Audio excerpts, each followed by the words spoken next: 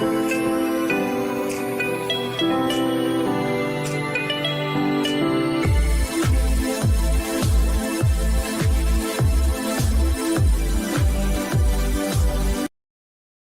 Mid-American Energy, we're one company serving 1.6 million people who all need energy that's available 24/7. That's why we work 24/7. That's why we make investments in our systems that make us more resilient to extreme weather. That's why we generate power from all available resources to cover the variables in supply and demand. And that's why when the power is knocked out, we work around the clock to restore power to you. Mid-American Energy, obsessively, relentlessly at your service. Something exciting is growing on Iowa farms these days. Innovation. From tractors that seed, weed, and harvest with data-driven precision to drones that scout or plant cover crops to protect soil and water. Even our animals live in smart homes with round-the-clock care.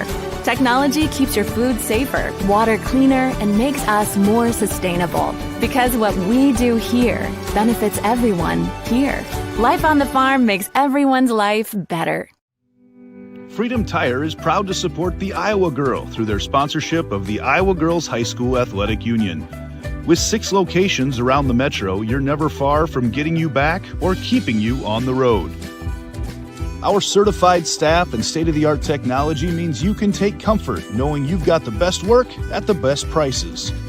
Give us a try at Freedom Tire, a proud supporter of the IGHSAU.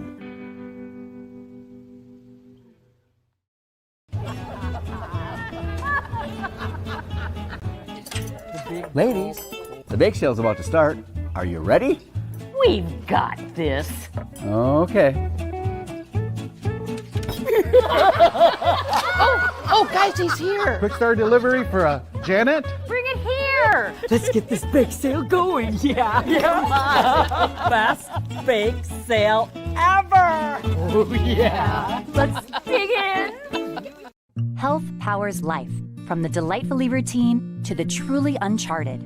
Sometimes life takes an unexpected turn, like receiving a cancer diagnosis. At Mercy One, you have access to a team of cancer experts with advanced technologies and holistic therapies for the cancer care you need close to home. Our team will guide you every step of the way, ensuring you're ready no matter what life brings next.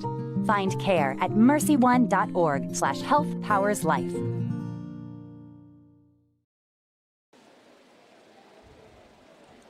Hello, welcome to the University of Iowa campus here at the CRWC Aquatic Center. We are in Iowa City, Iowa today for the Iowa Girls High School Athletic Union diving finals, the competition championship of the season for the divers. We're going to get that underway. We just got done just over an hour ago with the swimming portion. I'm joined by Trista Thompson. She's going to be our expert analysis here on diving. She is a former diver at Grinnell High School, was a state champ, and is currently on the team at the University of Northern Iowa, competing in the 1 meter and 3 meter springboard. Today we're going to see the 1 meter competition. That's the only one offered at the high school level. And I'm going to turn it over to Trista, and she's going to talk a little bit about what we expect to see with the field here in Iowa City. Yeah, happy to be here. We have our returning state champ from last year, Cameron Russell from Grinnell, so that'll be excited to see how she does today. We also have some good top divers. We have Bailey Mahoney from Waukee Northwest. She's a senior this year, great diver. We've also got Miley Dirks from Dowling Catholics, who's a junior. It'll be exciting to see her. We have Reese Taylor from Algona and Nora Nickel from Grinnell. All right, and these came from 3 sites, correct? So we had 3 different sites for the divers to qualify last week.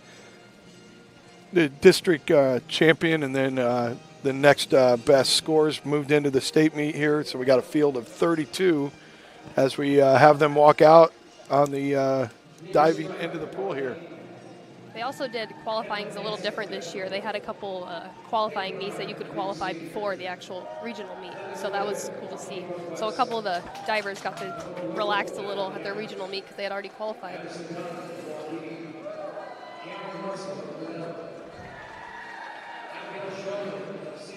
Corey Harr is introducing our competitors right now.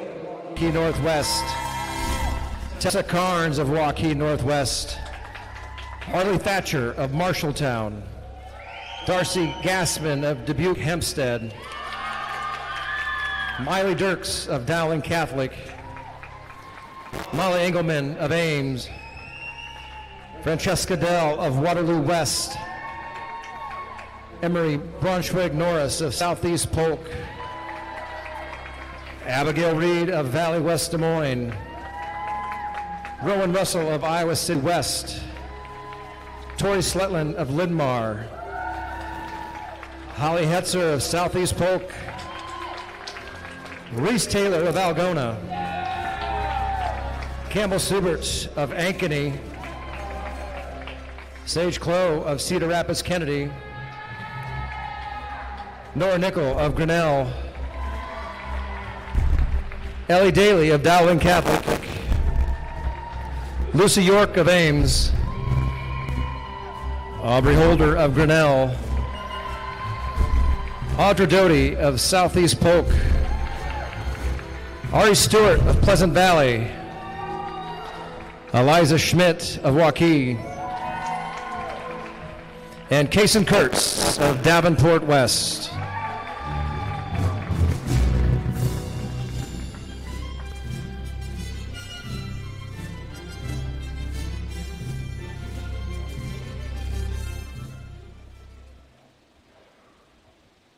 At this time, we please ask that you stand for the playing of our national anthem.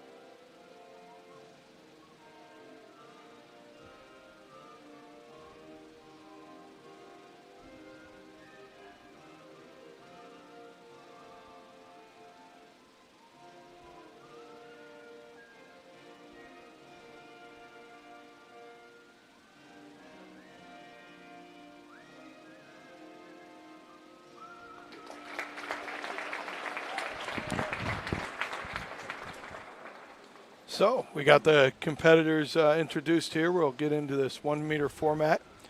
You want to explain to the viewers like when the cuts are as they limit the field after a couple rounds? Yeah, so we'll see all 32 divers today do 5 other dives, and then after the 5th round, they'll take a break and they'll do a little warm-up, and they'll actually cut down to 20 divers. So then 20 divers will do the next 3 dives, and then after the 8th round, we'll take another break, and the divers will get to warm up a little bit again, warm up their last 3 dives, and we'll do the last 16 divers, the top 16 divers, and then those will be the 16 that score points for their team. All right. So yeah, same point system as we're going to see in the pool tomorrow. It's worth the same as an individual swim in the competition pool. But we're moving down to the deep end here. You've dove at this pool before. You want to talk a little bit about the atmosphere diving at the university here? Yeah, I actually really enjoy diving at this pool. I've had a lot of club meets and college meets at this pool. I actually just competed here in October, and I'll compete again here next week. So it's a lot of fun. It's a pretty open area, the good lighting. Diving, it's really good to be able to spot when you're diving, and I feel like this pool, you're allowed to see a bunch of stuff while you're flipping. So you're able to kind of see when you're supposed to kick out and stuff. Some pools it gets a little tricky with lighting and stuff, but I really enjoy. And they have a bubbler here too for. They do. Yeah, you're not allowed to use that in competitions, of course, but to practice, it is a lot of fun. I jumped into the one at a pool out west when I was in my college years. We turned it on, and The diving coach let us mess around with it. But Oh, that's fun. I cannonballed into it. I didn't attempt a real dive. That's fun. It's fun jumping off the 10-meter into the bubbles. It's Yeah, fun. exactly. Yeah.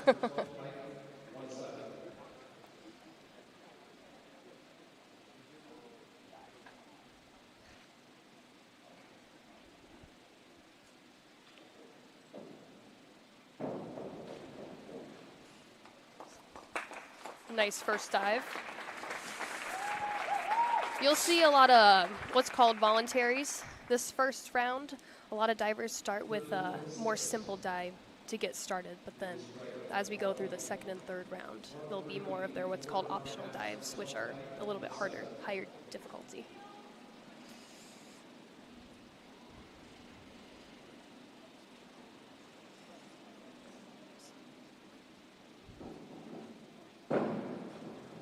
Walkie diver. Sure she's enjoyed the new pool. Yeah, new aquatic center out there. Yes. We had our conference meet there. It was a lot of fun. They have a 1 and 3 meter, correct? They don't have a Yes. tower. They have 4. Yeah, they don't have a tower. They don't have have 4 tower. 1 meters though, and 2 3 meters, which is really cool. 33.15 points there for Nelly.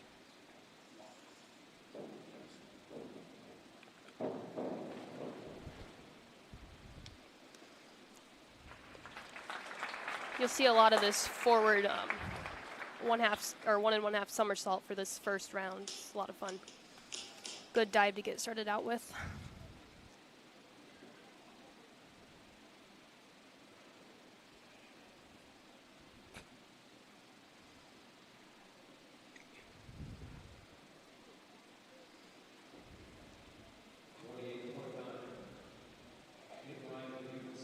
You can talk a little bit about the scores you're seeing here. To get a diving score, there's a bunch of judges down there, and they'll take the middle 3 scores. They'll hold up a score 1 through 10 based on how well the dive was performed. And they'll take the middle 3, they'll add that together, and then they'll times it by the difficulty of the dive. Our judges are sitting right on this side of the pool near the boards, just under the bleachers here. It's 6 judges total? 7. 7. Yes. And they'll take the middle 3, add them, and then times it by the difficulty. So you always got to think about when you're making like the dives that you do, how good you can do them, and also the difficulty. It's hard to get the highest score you can get. And they're using the electronic system here, I think, today. Yes. So they're not doing an old school where they held up the numbers and Nope. we had to look out over the pool to see it. You can see the fun bling on their swimsuits. It's fun while they're diving. Just look at that. Yeah, a lot more glitter with Yes. this diving. You don't see that in the pool. I always get interested to see what their swimsuits are going to look like. Very colorful, some of them. I know Grinnell has purple suits this year, which is really fun. Dowling always has like bling on their suits. Yep. It's really cool. Now, do you like the platform or the springboards more? I only really do the springboard at UNI. I did a platforming club, and I'll actually do platform again for fun this next week. But normally I just typically do the springboard diving. Right. Yeah, it's more rare to see a diving tower. Yes. Especially in the Midwest. You get down to the coast in Arizona, you see them a lot more frequently. Mm-hmm. We actually, in our conference, we do what's called like team event, which you take 3 divers and you'll do 6 dives. So each diver does 2 dives, and it has to be from all of the 5 different categories. Oh, wow. So we have a lot of fun at UNI doing that. Here's Cameron Russell, the state champ from last year. And you can see why right there. Yeah, nice dive to start out with. She's actually joining me at UNI next year. Be a lot of fun. Be the teammates again. Yep, just took over the lead. 36 points on that dive. These first couple of rounds, all the scores will be pretty close, but then after that first 5 rounds, you'll be able to kind of tell who's pushing away from the others.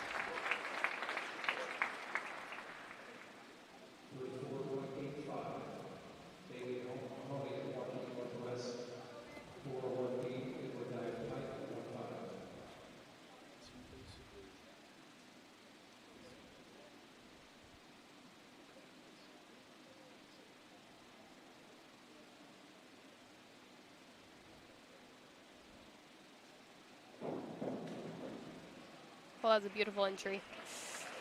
The judges are always looking for your entries, trying to get nice and tight through the water. It's the last thing they see, so that's kind of what their score depends on for the most part, other than your takeoff.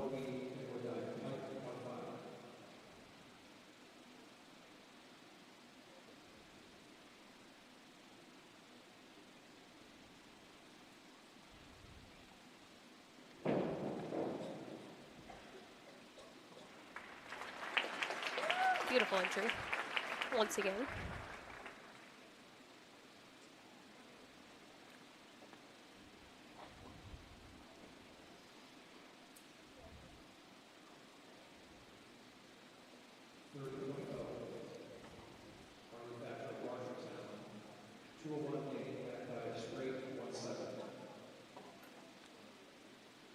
You'll see a lot of divers do the straight position for a lot of their voluntaries. It's a little bit higher DD for their what's called voluntaries, the more simple dives. So a lot of them like to do it in the straight position just to get that extra couple points of difficulty.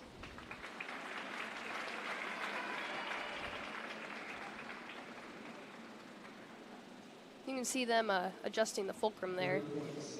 That makes the board tight or loose, depending on how the diver prefers it. I typically kind of put it towards, to make it a little more bouncier, so I'd like to put it towards the back to get a little more height, but sometimes it's nice to have it a little tighter so you can control it better.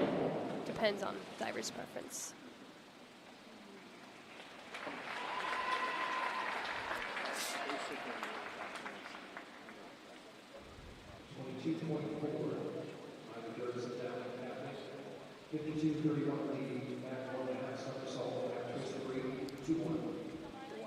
Some divers, since we do the cuts for this meet, they'll try to put their best scoring dives in their first 5 to try to make that first cut. So some of them will try to do their hardest dives in the beginning, but some like to spread it out. It kind of depends on if they're trying to push really hard to make the cut. Yeah, if you're ranked a little lower, you got to attack it a little sooner. Yep. Yeah.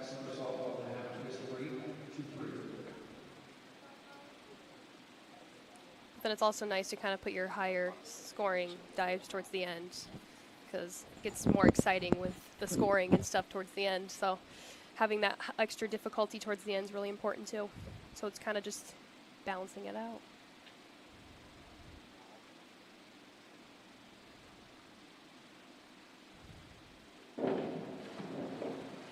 I was talking with one diving coach, and he said too, they like diving boards that have seen like about a season of use. Yes. Yeah, you want them a little kind of worn in a little bit. Yeah, yeah. Yes, you don't want them too old, of course. You but want to scruff them up a little like a baseball glove. Yep, yep. It's nice when they're new. We just got actually new diving boards at UNI, and I love them. Like, can those be a little too gritty? Not normally, no. I actually like when they're new. It's kind of weird because they're always like really clean at first. Yeah, you get walking on them, you get. It looks a little different. Look. Or like when they clean the diving boards, you can always tell because it's just like shiny as you're walking down the board. Yeah, it's there's a little trail or path on the top. Yep.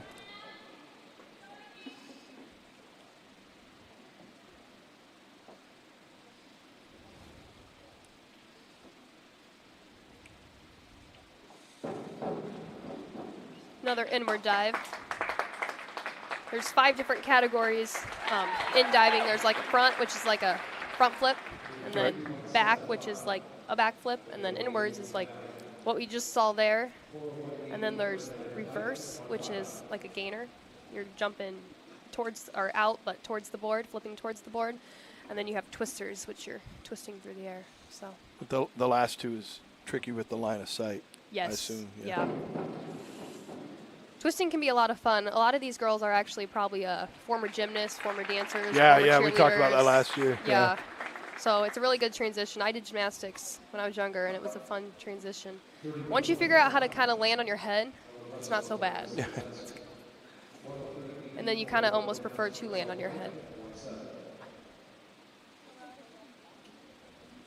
But you'll see a lot of some divers will land on their feet, and a lot of that is they were former gymnasts, so it's nice for them to be able to like land on their feet. They're able to like find it well rather than going to their head.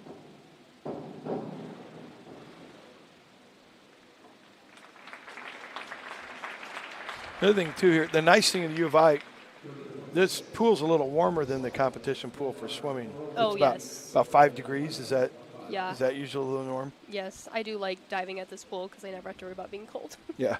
Some pools you go to and like while you're waiting between dives, it's really cold. Yeah, and you'll see hot tubs and yes. showers on the side so the divers can keep their body temp up. But this pool, you got a separate diving tank, so they're able to heat this up. They actually do have a hot tub right over there in the corner. I know.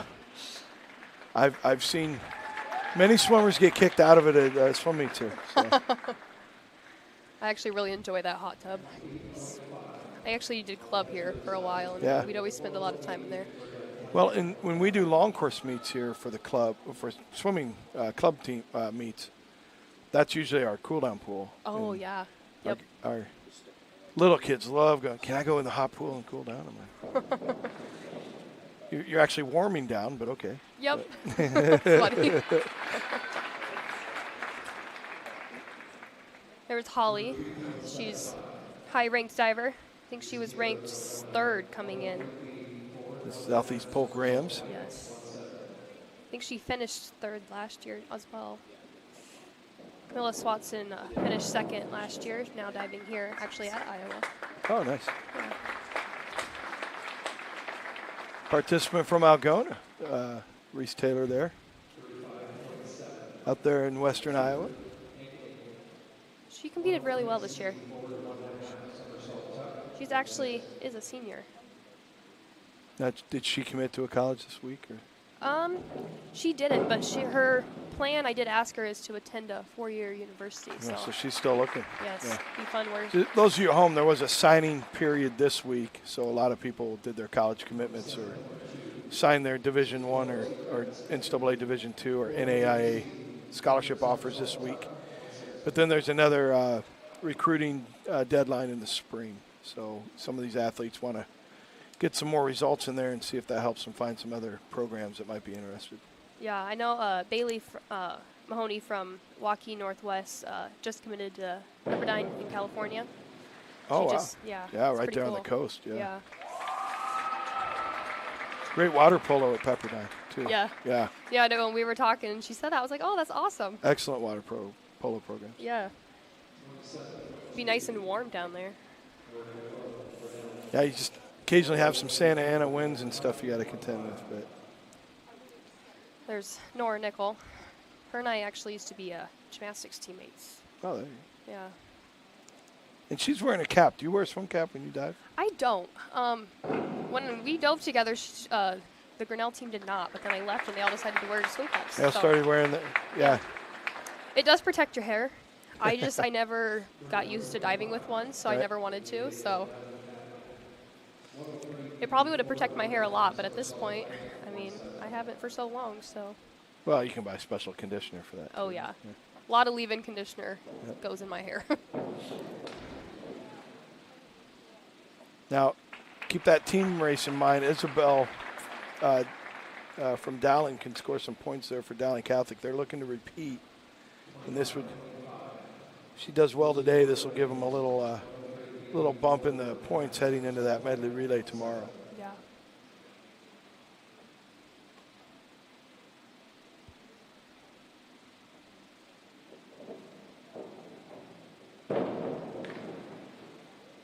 That was a nice entry. Very clean.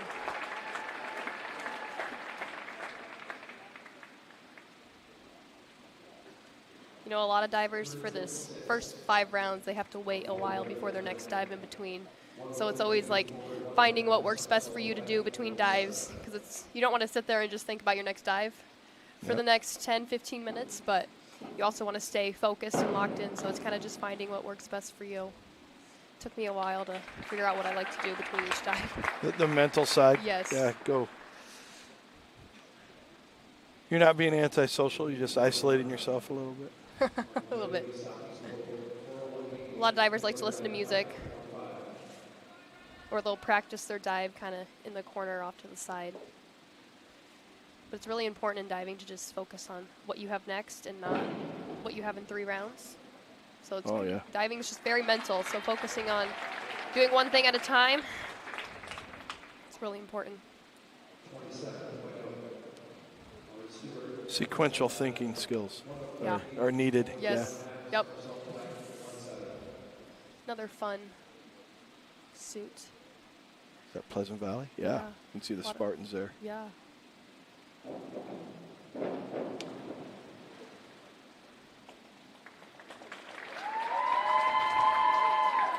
Very nice dive. 30.6.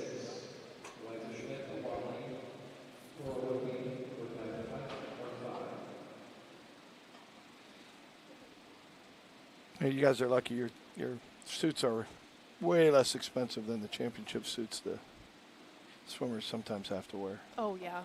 Yes. Those are really expensive. Yeah, and they rip. Yeah. Yeah.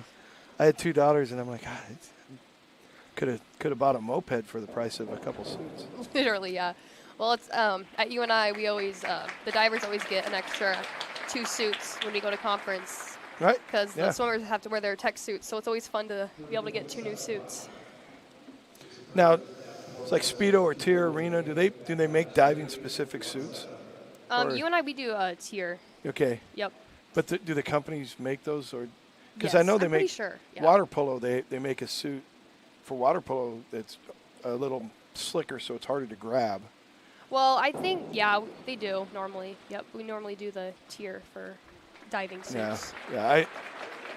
I know here they have a contract with A3, I think, and Yeah. and the suit companies though I know they develop stuff towards diving or towards a championship swimming competition with more compression and different materials, and then water polo kind of has its own little subsect of suits for high-level competition as well. Yeah. Starting the second round here. A lot of divers will do their optional dives during this round. A little higher difficulty. So we'll start seeing the kind of scores separate just a little bit. Yeah, it looks too like some of these are bunching up. You have a group of 4, and then there'll be a little gap, and then tie for 8th right now. Same school. 2 people sitting at 12. Yeah. So you expect the scores to kind of spread out by the 5th round. Yeah. Yeah. Yep. Now, there's a tie for 20th. Do they let both divers go on, or is it like high jump where they go back through their dive list? If I remember right, they let both divers go, and so then whoever wins. They'll take 21 into the next round. Whoever wins, then will count as the 20th spot. Now, when they make the cut to 16, will there be a tiebreaker there? They would normally let all divers compete, but Just then keep going. But at the end, obviously, someone would be 17th, or whoever would win, then they wouldn't count. So it'd be like kind of a dive off between the 2, Okay. but whoever wins, but they would all compete their 3 dives. Okay. Which honestly, I've never seen that happen. So. Yeah, I haven't either. That's I'm sure I do think that is what would happen. And I've seen a lot of, just from where I work, D3 diving, and then I swam at the Division I level out in would have been the Big West Conference. So we had all 3 at our conference meet: the 1 meter, 3 meter, and the platform. Oh yeah. Yeah. We saw a hop hurdle there. A lot of divers learn that in their 2nd or 3rd year of diving because it's a little hard to control, but it does give you a lot more height off the board. So you'll see either a 1-step hurdle where they don't do a hop before they jump off the board, or you'll see some do. Right there is a 1-step hurdle. Do the judges prefer one or the other? No, it's kind of just up to you. You do get a lot more height, so you can do a lot more flips with a hop hurdle. Okay. But if you can't control it, then you probably shouldn't do it because it causes a lot more issues. Yeah, I think I've referred to it as a skip and a jump or hop Yep. and a hurdle. Yeah. You like a little hop, and then you go on 1 foot, and then you jump off the board.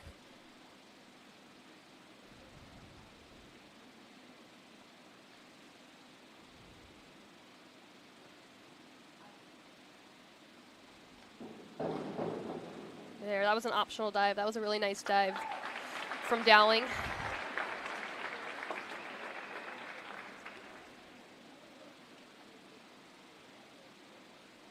You can see she's just threw a chamois down. A lot of divers like to use that to dry off, and so they're not wet between their dives the whole time. You can wring them out real easy. Yeah. A lot of times with the back approach, a lot of divers like to put their feet in different spots.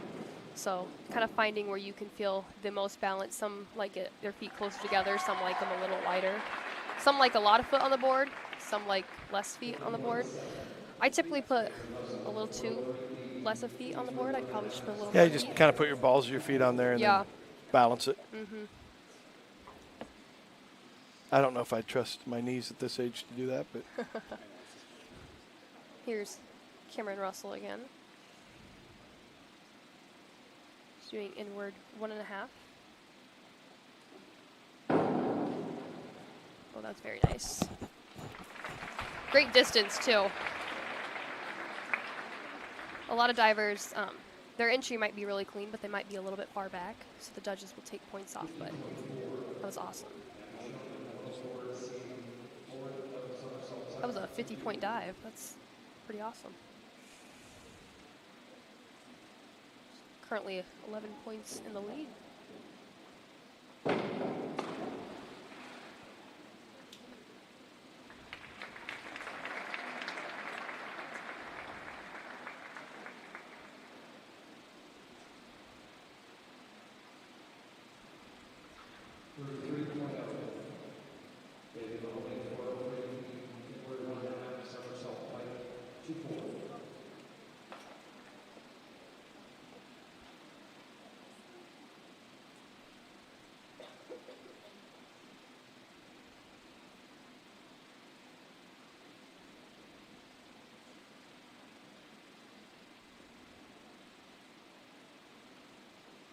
Here's Bailey. She's the one that's committed to purple dive. Very nice dive.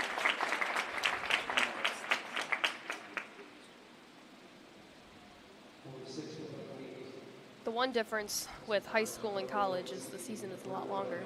In college, so you have a lot more time to practice your dives. Here you have about 3 months to... It's the whole short course season, Yeah. You have about 3 months to get a whole 11 dive list ready, but it's kind of nice in college. You have a little bit more time to kind of perfect and master those dives. It's kind of really cool to see, though, from like your senior year of high school to your freshman year of college, just that extra time preparing for the conference meet, how nice it is to be able to perfect those dives. Well, in swimming, the club seasons kind of sit on top of the high school seasons. With diving, when are your championships for the club? Normally, we would do ours in like May, like April. So a little later in the spring than when swimming wraps up. Yeah. Normally, like winter was always just like pretty chill, and then as spring came, it was like time for that. They actually host a lot of club meets here. Oh yeah. They had nationals here twice, right? Yeah. I came by. I remember watching David Bodaya after he won his gold medals. Was diving here, and Oh yeah. actually talked to him for a while at USA Swimming Convention. USA Diving had their convention too. And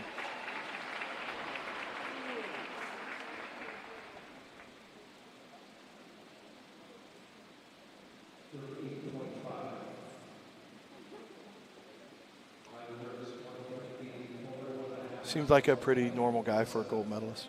Yeah. Yep. That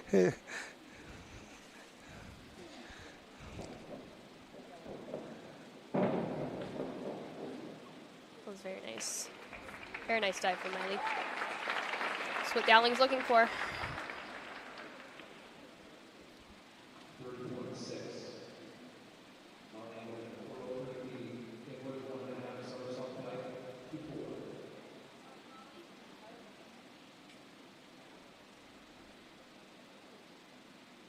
I know we had Barrett Kalameyer join us last year.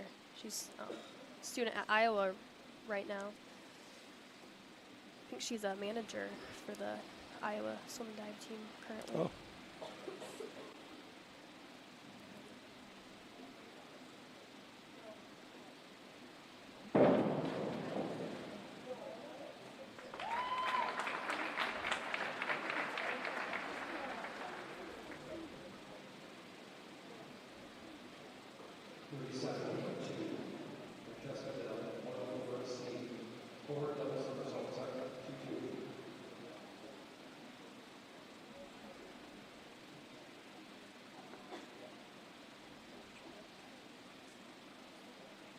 I know Francesca, she did a club actually at UNI. One of the UNI divers from last year coached a club, and she was a part of it, so that was cool. I went and watched him one day for fun. It's pretty cool. Now, do they ever train at the falls outdoors in the summer? I'm not sure. A lot of them do that would be fun. I know our swimmers. Well, they got a 3 meter and a 1 meter out there. Yeah. I know our swimmers do that during the summer. Yeah, long course setting. Yeah. Yes.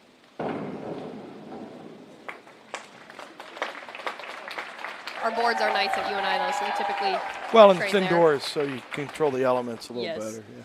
Diving outside I have dove outside a couple times. It's a lot of fun, but you see just a lot of blue while you're flipping, so you kind of have to figure out what the water is and what the sky is. You can't rely on the clouds as a visual point. Yep. Yeah. Same with 1200s doing backstroke. You know. Yeah. Or like if it's windy outside, you feel like you're gonna blow over on 3 meter.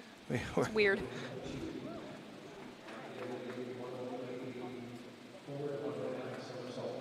But the Olympics, I mean, they've had them outdoors, they've had them indoors. You got to take that into account. Yep. Everyone's going through the same thing, so make it work.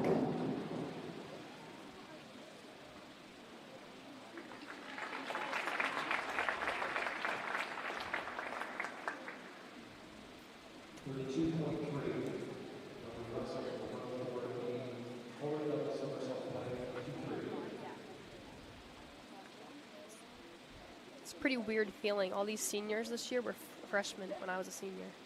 It's kind of just like full circle moment here. Well, once you get over 40, that all kind of blend together. I'm seeing like senior next to these names, and I'm like, whoa. Yeah, it goes by fast. It does. Even as a parent, It's like you were a freshman. It was kind of fun. I went home during their picture day at Grinnell, and I just see all the seniors. They were like little freshmen when I was there, and I was like, oh, you're the seniors now. I'm taking your senior pictures. Yeah, that 4 years, even as a parent, it goes by really quick, But my dad always says that.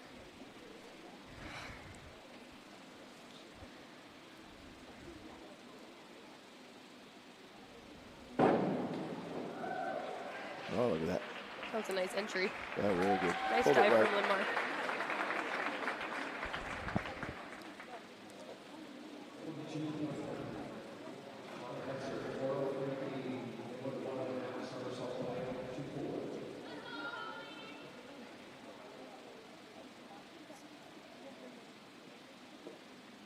Holly with her second dive, one who finished third last year. See if she can do that or better this year. It was a very nice dive.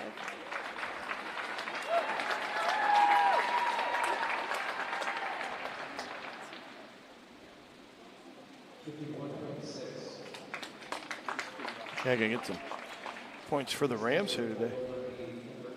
She got an 8 on that dive. It's a pretty high score.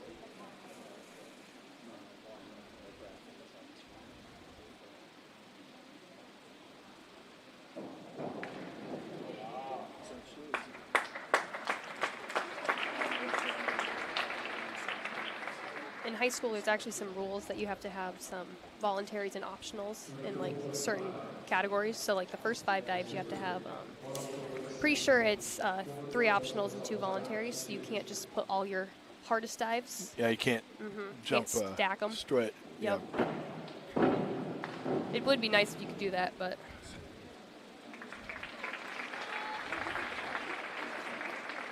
Deidre, my high school coach, always helped me with that. It's kind of a weird order that you had to do them in. But you don't have that at USA diving events? Nope. You can put them wherever. Yep. In college, either you don't have to. You can make any order you want. How's that? That's a national rule in high school? No, it's just, I don't know, for high school, they just make it a rule, I guess. Yeah. I didn't know if it was just Iowa or NFHS, so. As far as I know, it might just be Iowa, but. How often do you do the 11 dive format during the high school season? Normally those are like the Saturday meets. So just diving. yeah. Normally during like the Dual meets at dual 6. meets, Yeah. it's 6. Yeah. That's same in college. The D1 and D2 level, it's only 6 dives you do. Yeah. Which is kind of interesting because in high school, the 11 dive meets are like the big meets, but you only do 6 dives once you get to college. But then they cut it for finals after the 6, or is it 2 sessions? No, you normally just do your 6 dives in college. Okay. Yep. I haven't had to compete because you normally in college you do your 6 hardest dives, which is your optionals. So you don't do like the voluntaries, which are your more simple dives. Sure. Normally today they'll do 6 optionals, which are the harder dives, and then they'll do 5 other voluntary dives.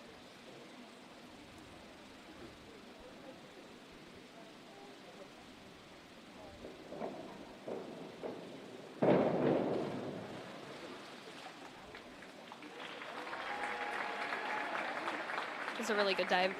It's hard when you land on your feet to kind of like rip the entry, have a nice entry, but she did really good with that.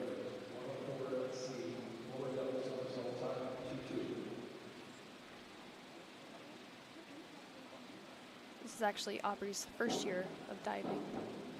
And I actually used to do gymnastics together when she was younger, so it's cool to see her here.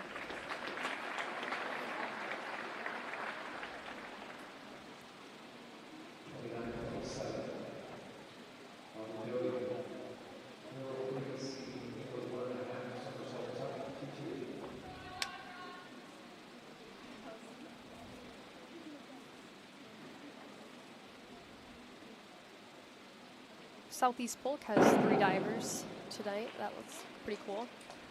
Grinnell also has 3 divers. That's pretty cool. You're only allowed to take your top 3, or only 3 divers are allowed to qualify from each school. So it's cool when you see all 3 be able to qualify. Similar the individual events for swimming. Yep.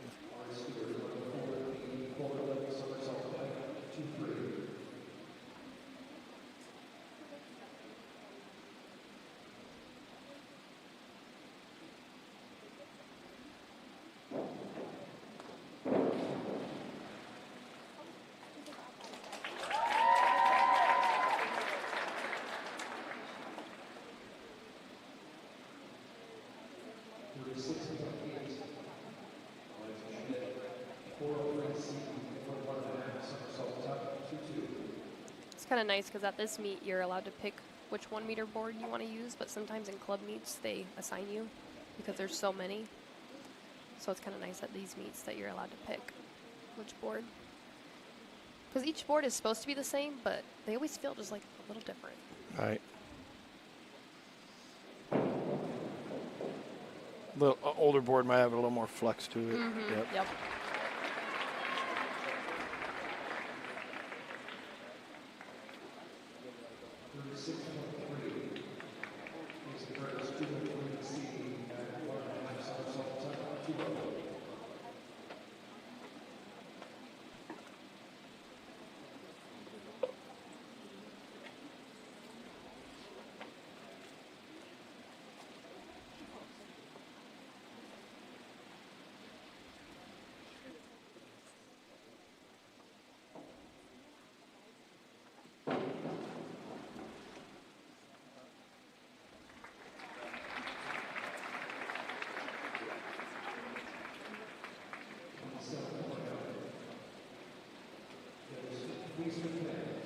You can kind of see there some of the scores, they're a little spread out. Sometimes when the judges are sitting at different angles and stuff like that, they see different things. So one judge might see like a leg separation, but the other might not. So it kind of depends on where you're sitting by sometimes the score that they see. Sometimes it can be really spread out, like if they're sitting a little bit, because one judge might think they're too close, one judge might think it was fine.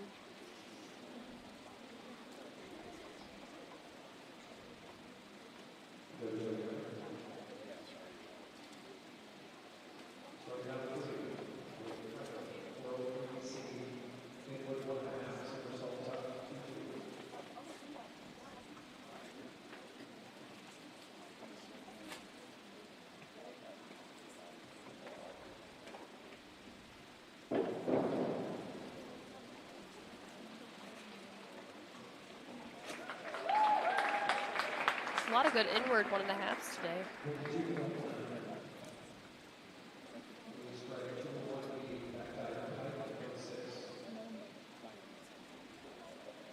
You can also hear there that they always say a number and then they read what the dive is. In college meets, they normally just say the number. So you kind of have to learn what the number means, but it's kind of nice in high school. They kind of read what the dive actually is also.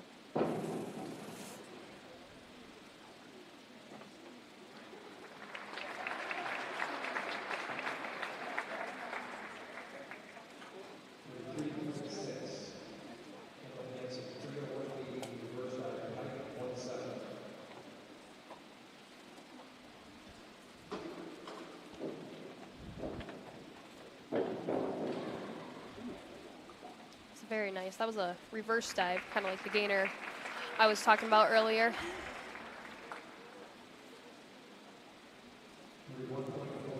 Normally when you do the dives, the judges are looking for like in the pike, and then like a kick, and then a look, and then they grab their hands. So they try to look for those 4 different positions as they're doing the reverse dive, and she hit all of those.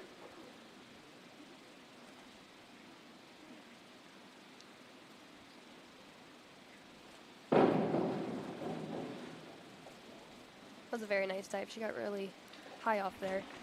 The judges will take just a couple points off just for the leg separation, but she was very nice and tight.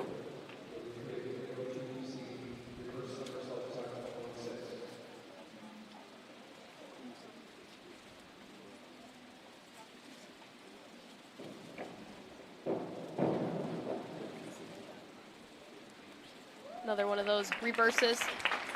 It's the hardest category in diving to learn.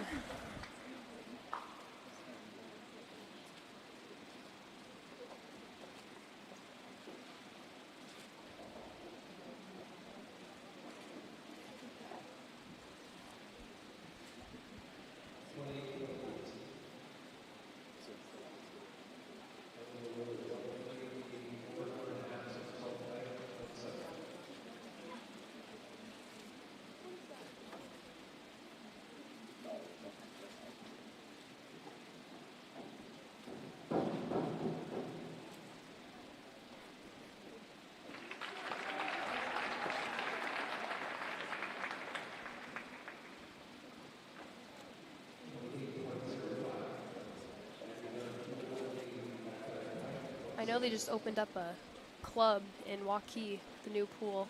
Oh, yeah. So I know a lot of these divers, I've seen a lot of their videos and stuff, and they've done really well with the club. I know Nestle, the one currently in first right there. Wow, look at that. Yeah. Straight up and down by Addie. Yeah, so I'm sure a few different high schools have some people diving out there. Yeah.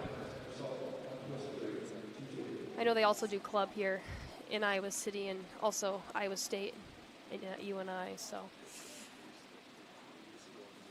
it's nice to be able to go to club during the off season. Very nice dive. That was a 2.2 difficulty, so one of the harder dives that we'll see today. They still have that club in Benton too? I don't think so. No, they don't. Not that I know of. I know Dave Happel had one up there for quite a few years. Maybe. I haven't heard of that for at least diving.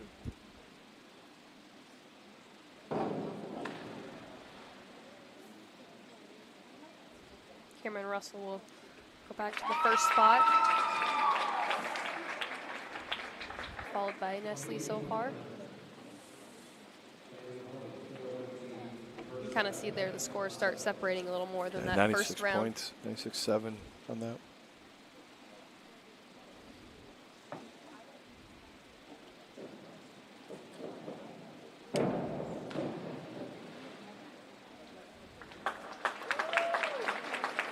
It's a nice dive from Bailey. I know she did club at Waukee too. Yeah, that Northwoods High School is right down the road from the new aquatic center there, out there in the west side of town.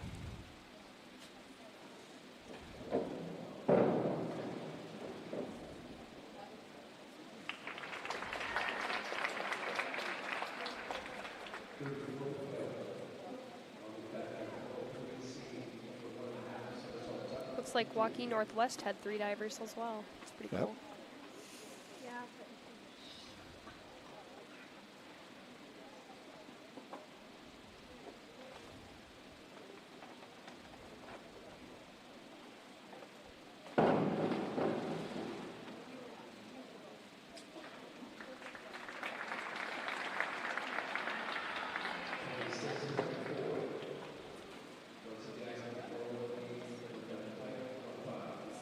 Cool to see Marshalltown have a qualifier.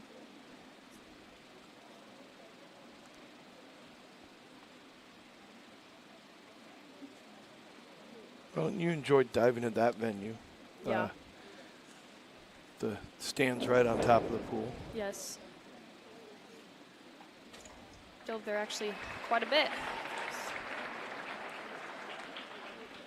I know they used to have a club there. I'm not sure if that's still. Was that about 20 minutes from Grinnell? About 40. Is it? Yes. It's fun. Abby Tollefson was from there. She now dives at Iowa State. She was the 2023 state champ here.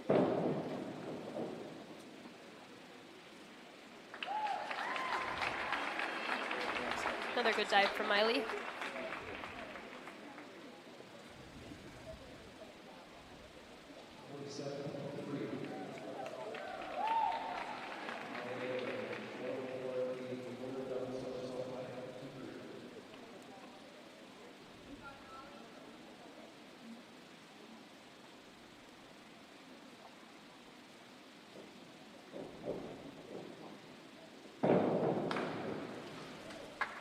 It's a really good dive.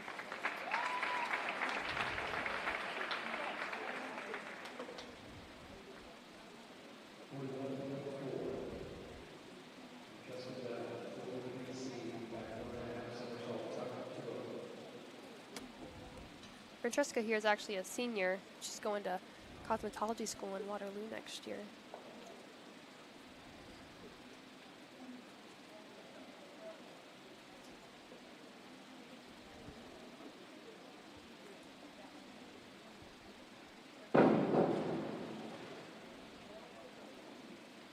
Very clean entry.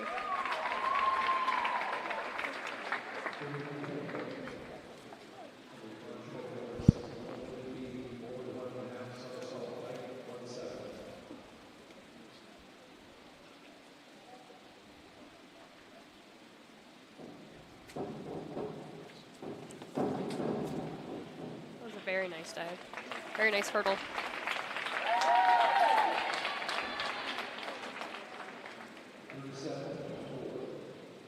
Looks like she's a junior this year. One of the top divers. She'll be back next year.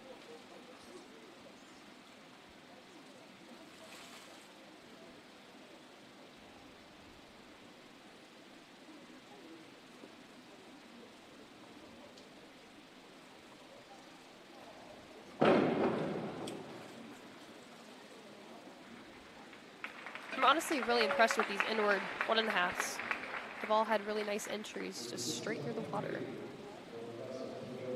A lot of times this dive's easy to like fall back on because you're flipping towards the board and you don't want to get close, so you kind of lean back, but all the inward 1.5s I've seen have done really well.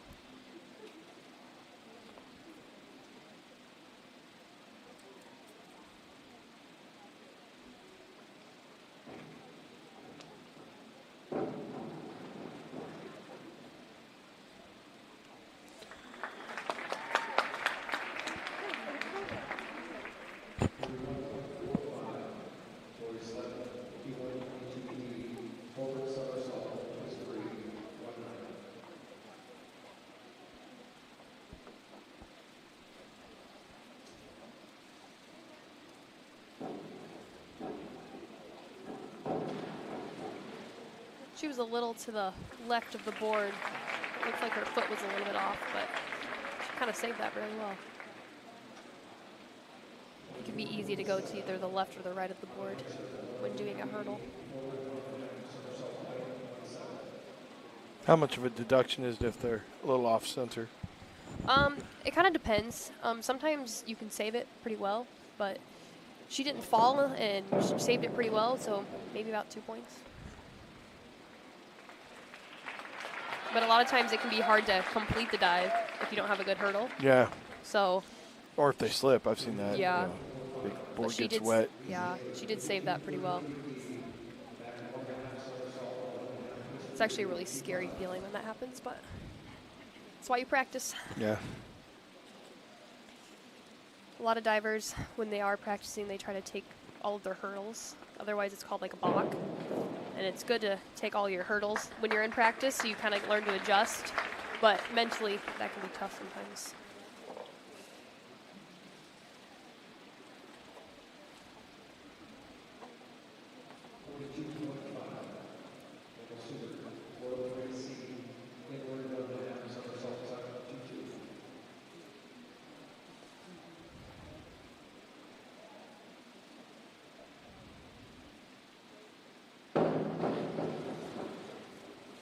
Now, when you're learning a new dive, you still wear a T-shirt occasionally, and they still do tricks like that, or? You know, when I was in high school, I used to wear like a smack jacket when I was first learning my 1.5.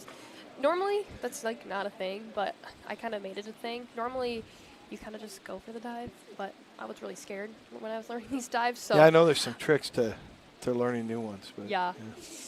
It can be hard, you know, coming from gymnastics to learn to go to your head. Yeah. That was my biggest thing in high school, was learning to do that. And once you figure it out, it's not so bad because you can like learn to spot things and you can see better than going to your feet. But getting over that fear, because obviously in gymnastics, landing on the floor, you're not going to want to land on your head. Yeah. So it's just a different timing. I know a lot of people that used to do like trampoline and stuff are really good at going to their feet. But a lot of times in diving, they get the best entries going to your head. The goal is to try to get to your head.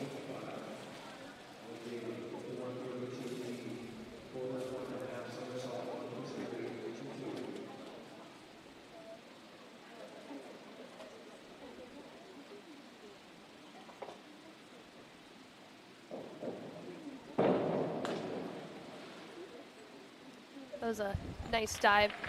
When you're doing twisters, you can actually twist in any position you want, so you can be tucked, piked, straight, like anything like that. But they might take a couple points just because she was a little loose through the air, but that was a nice dive.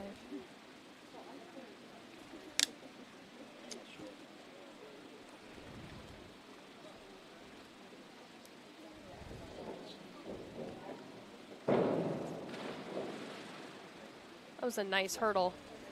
She came out a little early, but when doing reverses, it's a little tricky to try to do you want to think hurdle first, so you want to like think go up first, but it's kind of hard because you're wanting to also get out away towards the board. But she did very nice with that. She's a little early on the come out.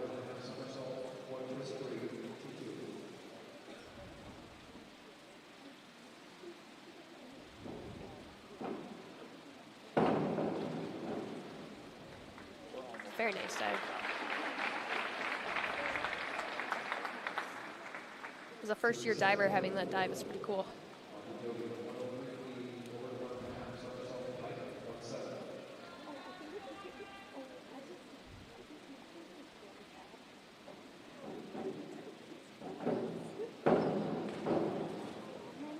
Well, that was a very nice dive. Very clean entry.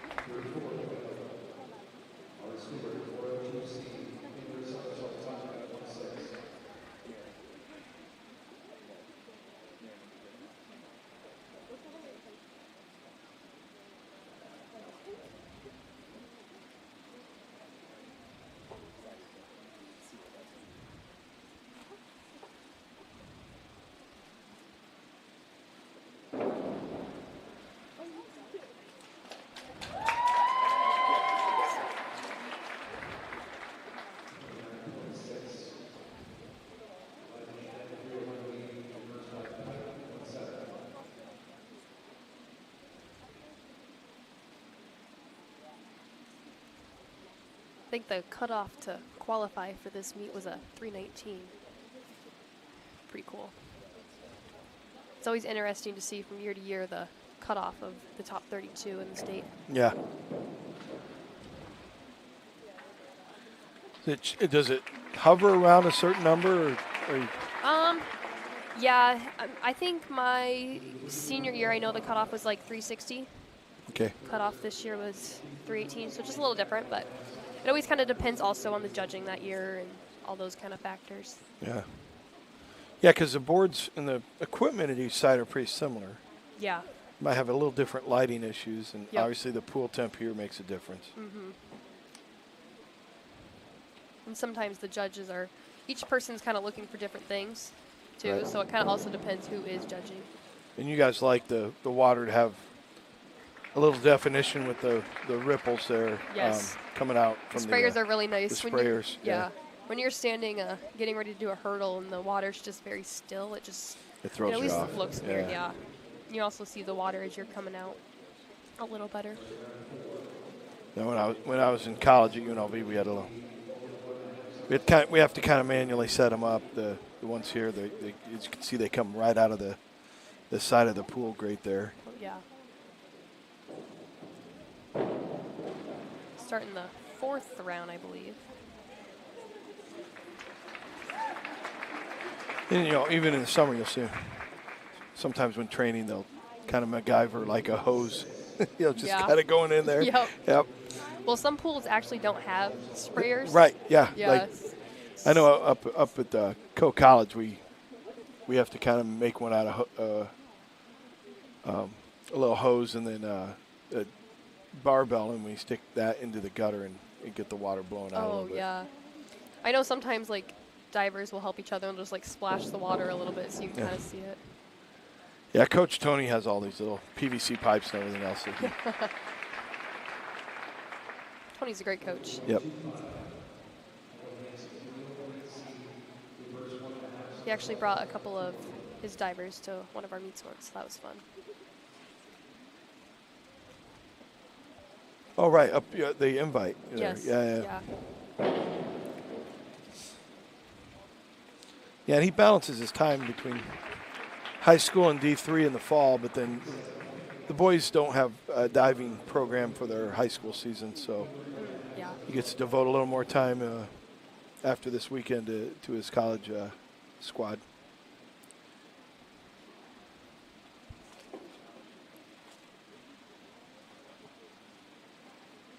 If I remember right, was he the one that would always wear the pink tutu and stuff at meets? Well, I saw Kennedy had that on. I didn't see him in it today. I think he had a pink baseball cap on. Oh, maybe. He always would wear something pink, so it was always fun to look Yeah, forward to. yeah. that. I think you'll see some of the teams doing that with the girls' meet. Yep. I don't see that when he does the college meets. He's True. always Very true. polo shirt, yeah. Might not be the vibe of the meet. Business casual. Yep. Yeah.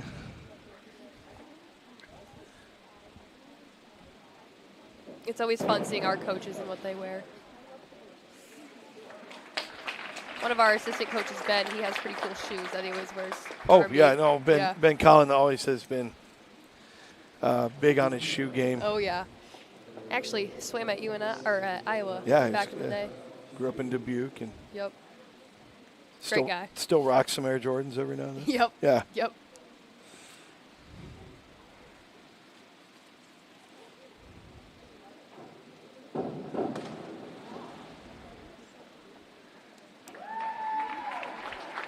I saw Ben compete as an 8 and under, so if that shows you how old I am. Oh, really? Yeah. I remember funny. when he was a rookie swimmer and trying to get his backstroke and breaststroke to be legal. That's awesome.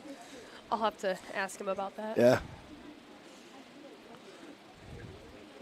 He's actually a part of the Paralympic team now. Oh, yeah. Yeah. Yeah. Yeah, with Olivia Chambers and Yeah. her success. He took a different trajectory with that side of his coaching. Yeah. So. It was Those fun you- to watch when she was in Paris and stuff Yeah, like for those that. of you that don't know, Olivia Chambers won 3 gold medals? No, 2 gold medals. No, 1 gold medal Yeah. and 2 other medals Yep. at the Paris Paralympic Games. Yes. She won the 400 meter freestyle. She has a sight impairment, so she competes at the Paralympic level, but also competed on the college team for all 4 years at UNI. And from what I understand, still swimming, looking to Yes, she's still currently swimming. looking to compete at the next Paralympics, Yes. possibly. Yeah. Yep. And from what I know, she's one of the top Paralympic swimmers. Oh yeah, in the U.S. she's been on the top of the game for a while, and then in Paris she had quite a few top 8 finishes. So Very tough girl. She's a great teammate. I'm glad she's still around. She has a dog, Mahi. It's fun yeah, to see Mahi still No, around. I got to hang out with the service dog a little this summer in between a couple events over at our long course champs, and she was using that as a prep meet before Para World champs. Yeah. Well, Mahi's a yellow lab, and my dogs at home were yellow labs. So my freshman year, just having Mahi around just felt like a little bit like home. It was fun. Yeah. I got a golden doodle with all kinds of behavioral problems at home. So much different from my dog's temperament. That was a very nice dive from Bailey. Reverse 1.5 pike is one of the more difficult dives we'll see today with a 2.4. Do you prefer throwing some reverse into your competition plans, or what do you normally? Yeah, I have. I do actually a reverse twister, which I did compete that in high school, but it's where you'll see kind of like back twisters, but you'll kind of do like a reverse twister. So I'll like take off like Bailey just did there, but then I'll do like a twist. Okay. I like that dive when I get a good hurdle, but Yep. it's all about the hurdle for that dive. When I don't get the best hurdle, it's not my favorite dive to do.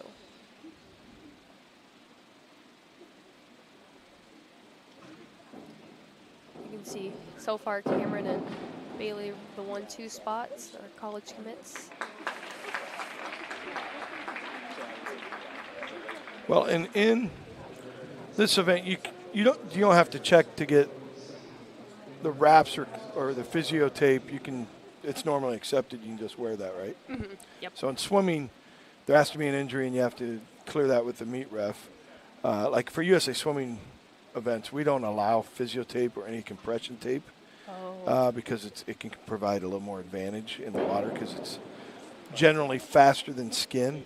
But it's more like gymnastics where the swimmer or the competitors, if they need to wrap something or use that physio tape, they can. So did not know that was a rule. That does make sense, though. Yeah, USA Swimming, in FINA or World Aquatics, you can't compete with physio tape and have those times count as legitimate times just because it can help make body parts faster than skin. That does make sense, yeah.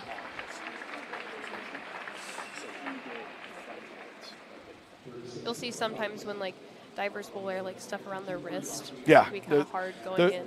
The wrist, occasionally, the knee. They'll have some wrap on their knee, or you'll see the physio tape more on the back and shoulders. Mm-hmm.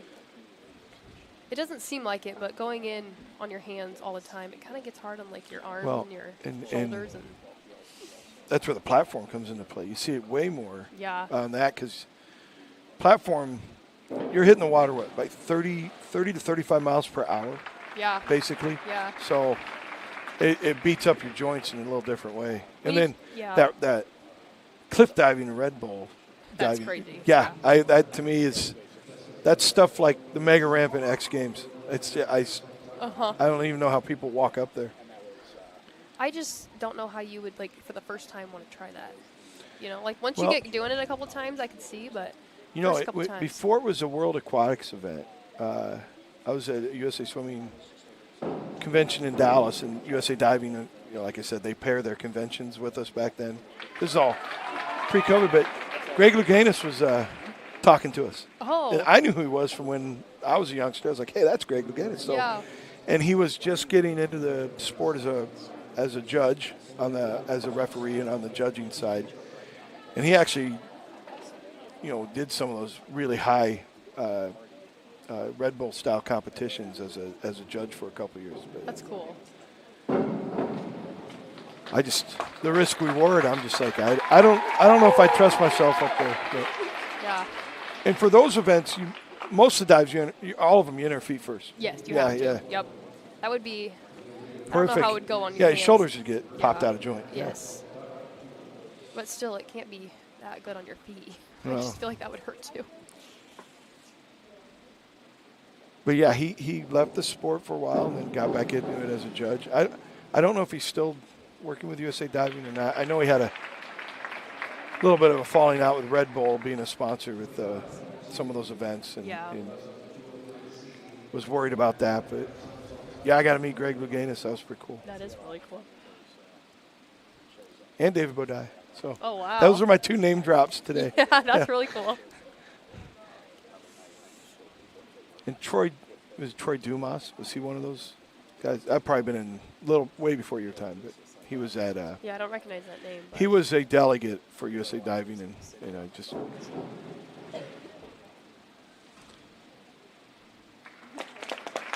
You at the hotel bar with these ex-athletes and a bunch of coaches, you tend to mingle. Yep. Get to know them pretty well. But I was a little starstruck when I met Greg Louganis. I was like, holy cow, that's this guy from '84 and '88 Olympics. That's really cool.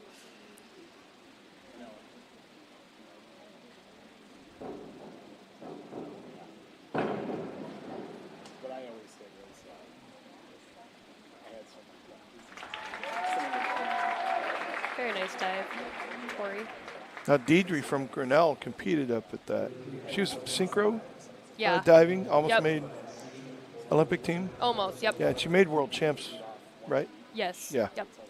She's a great diver. I was very, very lucky to have her as a high school coach. Yeah, oh yeah. And from Iowa, grew up in Grinnell. Yes. Dove here. Yes. Now coaches high school and Grinnell College still. Yeah. Yes. And a mom. Yep. Yeah, her and Jordan. Yes, I couple kids love over there. Deidre. She's the reason I was able to be as successful as I was in high school. I was in Colorado on vacation, and I was driving in Idaho Springs. We were stopping to get some stuff at a grocery store.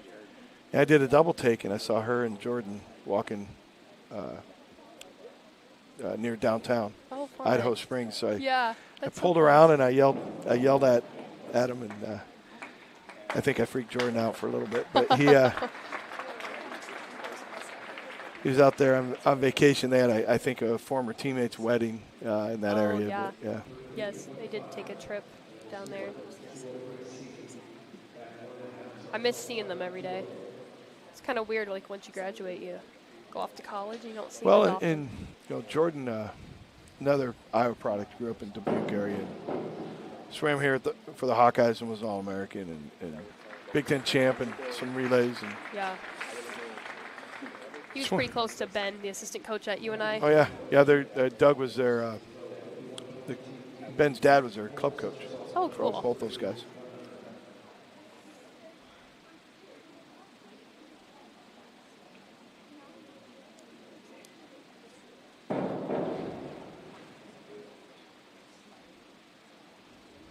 Deidre actually has a daughter now, so it'll be interesting to see if she dives in the future. Yeah, right. She'll be diving at this meet. Well, or be like dad and be a swimmer. I mean, you got 2 sports here to pick from. Yeah. Deidre also played softball, though, in high school. She's pretty good at it, too. So, very athletic. Well, a lot of them come from a gymnastics background, but did you have time to do another sport in high school, or did you focus mainly on diving? I did track, too. Okay. But I was really busy with gymnastics and club diving and high school diving. Yeah, that's what I figured. Track and all the other things. It was very nice to do a track just to build that endurance, for diving. Because you don't really do much endurance in diving, but it's still good to be in good shape and strong to be able to do the dives, but you kind of do your own cardio outside of swimming. You're doing cardio the whole time. Yeah, it's a component of every race. Mm-hmm. A lot of the divers at UNI, we like to do cardio on our own. to Now, keep how many hours a week would a diver at the college level plan on cardio? I mean, it all kind of depends. None of it's really mandatory. We have a couple mandatory, just like runs and stuff we have to do, but a lot of us like to do it kind of on our own. And how much time you spend in like a gymnastics room or Normally, yeah, we'd have like our dry land. We do dry land and stuff. Okay. Typically, we'll do that like 5 hours a week or so. The divers at Iowa, I know, go over to the gymnastics room, and Yeah. they actually have a diving board set up over there with the pulley system. Yeah. Yeah. Dry land's really important when it comes to diving. The field house, they used to have one on deck. I don't know if they still do over there, but I mean, they also, you can see them here when they don't have the stands over there. They have They do have a dry board here. a dry board with looks like what you have for a high jump pit. Yeah, like a resi type mat. Yep. Those are really nice to have. You don't have to get in and out of the water every time. But you can still practice like your nice hurdles and stuff like that. So a lot of your dive is how you take off the board. Yeah. So if you kind of master that, get good at that, it kind of makes the dive a lot easier. But I was always told it's like the hurdle's like the first thing you learn and the last thing you master. It takes a long time. And it changes when you have growth spurts and as you get stronger, Yep. And like one day it can be on, one day it can be off. It's just it's how the sport is. It's kind of nice. Normally divers, they try to think about like 2 or 3 things while they're diving. Sometimes you can kind of get overwhelmed and think about too many things. Oh, yeah. It'll mess you up. But Bethany and I have kind of been working on just thinking about 2 or 3 different things while you're diving, because otherwise you're thinking about 100. It doesn't go very well.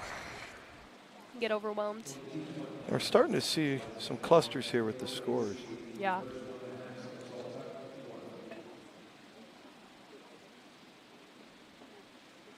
There's like a couple really close, and then there's little drops, and then... Yeah, there's like a 5-point gap there. And so when we get to the 5th round, we're going to make that initial cut to 20. Yes.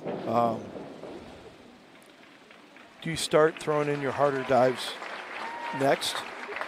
Or where do you, if you have a really good dive, do you put it in the middle of your plan or at the end? Deidre and I, when I was in high school, it kind of depends on the athlete, because if they need to worry about making the cut, they're going to put it towards the beginning. Sure. But Deidre and I, when I was in high school, we always put my harder dives towards the end, because that's when it gets the most exciting.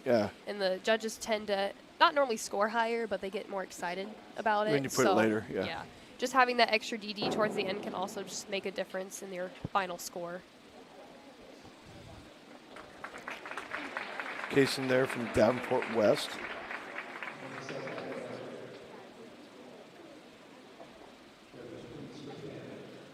Grab a couple 6s there.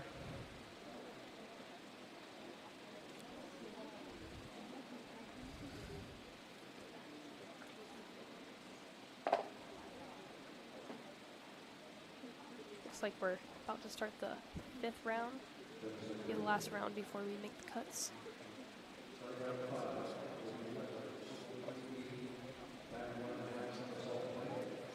It can always be stressful to see if you made the cut or not.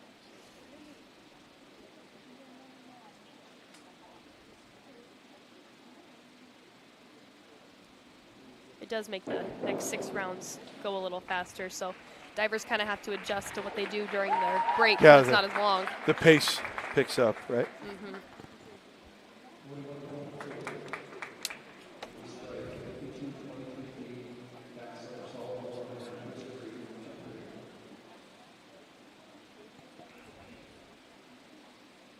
You can see some of the divers still have fun hair while they're diving, even though they're getting on the water.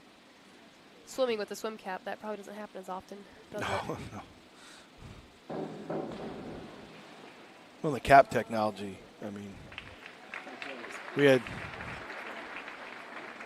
latex or shaved head when I swam, and then the silicone caps kind of came into the picture in the late 90s, and the compression on those. So now you can spend upwards of $20 to $30 on a good championship cap. Oh wow! I didn't realize they cost that much. Yeah, I mean the tighter ones with the variable thickness for silicone. They can cost a little more. You know, Yeah. you can still buy a good latex cap for between $5 and $10, but I know a lot of times the divers before like our meets, they really like to do like our hair fun and stuff because we have a girl on the team that's able to braid, so it's fun just looking at the different hair for meets. I always wear my hair the same, so I never really do the fun hair, but yeah, no purple streaks or nope. gold streaks. Or I just have like a bun on top of my head. It doesn't look super pretty, but it stays in, so. Yeah.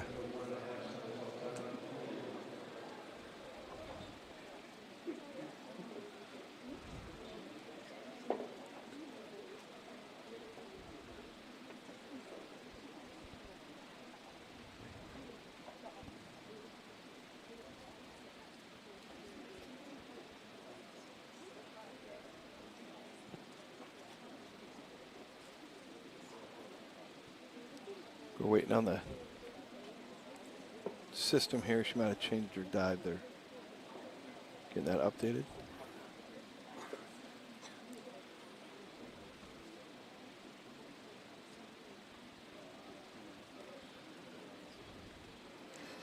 Looks like we had one freshman this year make it to state, Darcy. Yeah, it was heavily upperclassmen in the Yeah. diving competition last week. A lot of seniors. Yeah. Oh, 2 freshmen. We have Kendall Hansen from Bettendorf also. It's always fun to see freshmen at the state meet their first year. Yeah.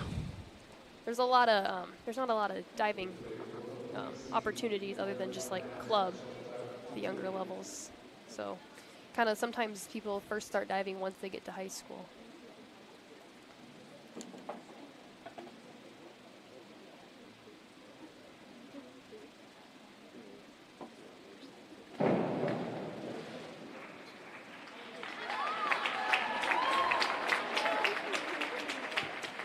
We're in the 5th round here. That was Lily Tweeg.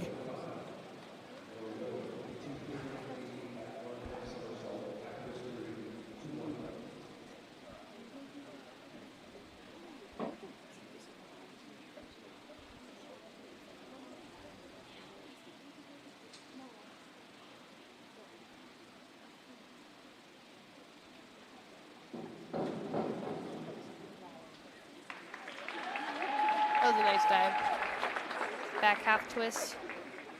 1.5 She was flips. right on the edge of that board with her toes, too. Yeah. I tend to do that while I'm diving, so I get it. You do have more balance, though, when you put more foot on the board, but Now, are you worried more that your center of mass is over the board more then? Or? yeah, well, also sometimes I feel like I'm close to the board if I put too much feet on the board. I'm really not, but it's just kind of a mental thing. Right. But you do have more balance the more feet you put on the board.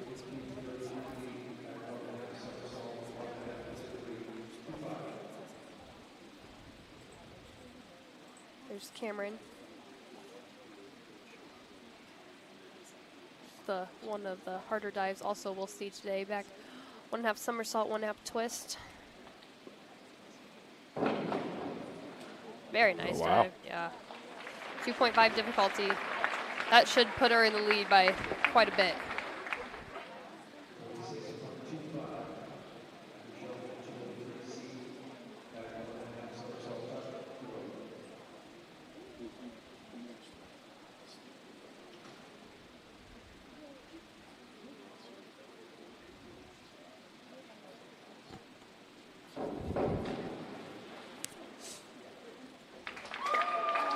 Very nice entry.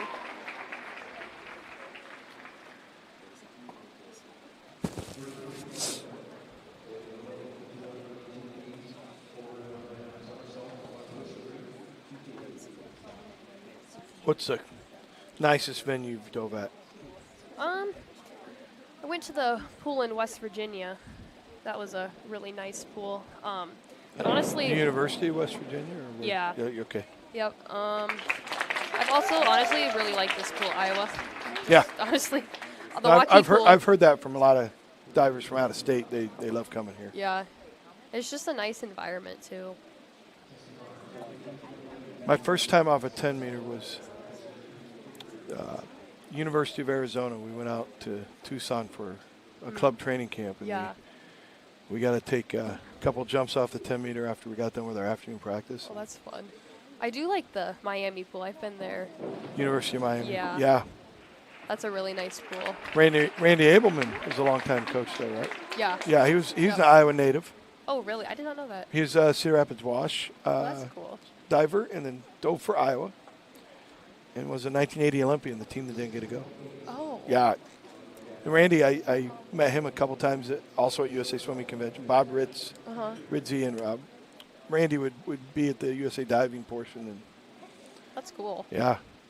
Yeah, that guy was a legend. He's one of the reasons they built they called it a 10 meter, but I think it's a 9.5 meter over at the field house. Oh, yes, it was. Yeah, Deidre would always talk about that. Yeah, and then they drained the pool down a little so he could practice his 10 meter, which then the pool, I don't know if it was regulation, so a little bit sketchy. That is funny. But yeah, Kent Ferguson and Randy Abelman were both divers up at Cedar Rapids, Washington, and both Olympians. Kent Ferguson made the 92 Olympic team. Yeah.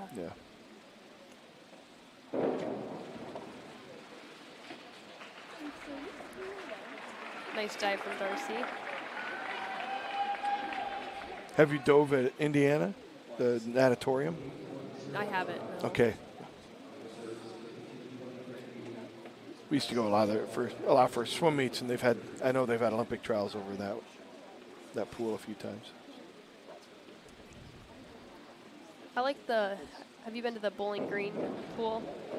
It has their ceiling's a little low for a 10 meter, but they have a 7.5 meter there, but it's really close to the ceiling. It's kind of interesting.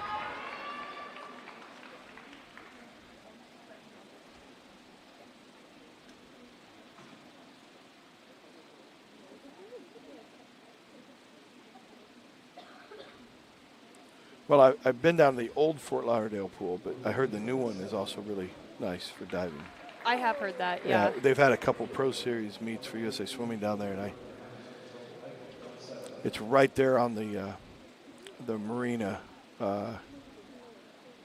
If you get online and take a look at those diving towers, it looks really cool. The Houston pool, Houston, Texas, that pool is also really nice. Yeah. It's similar. It reminds me kind of Iowa setup, but the Woodlands or the university? The university. Okay. See, I know they have an outdoor diving tower at the Woodlands in Texas too. But. Oh. Sometimes when I did club, we would always go to Florida and dive outside. Yeah. Just different pools. Yeah. That was always fun. It definitely made coming back inside, though, a lot easier to dive. Yeah. It was kind of weird. Yeah, I was like training outside, competing inside. Yeah. You know, I always wanted the indoor pool for backstroke and just knowing that I didn't have to swim in wind or rain. Most of our big meets were always at indoor pools. But the Southeast Polk, did they have 2 or 3 qualifiers? 3 qualifiers. Yeah, so they got all 3 in last week.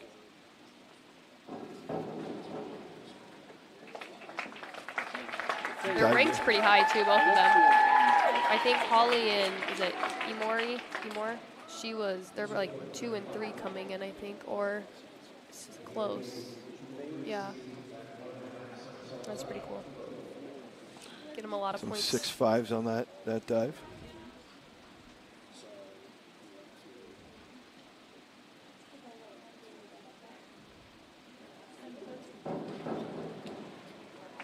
That was a nice dive.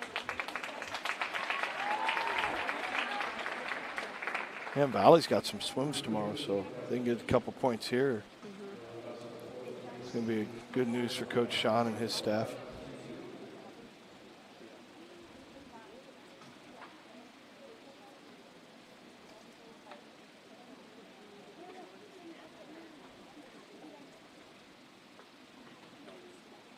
A lot of times this 5th round can be just a little stressful to make sure you make the cut, but also just focus on your dive and do your thing. A lot of times I remember when I was in high school, after the 5th round, I was able to like relax a little bit more. Yeah, But take a little breath. Yep. Yeah. But until then, it was pretty stressful.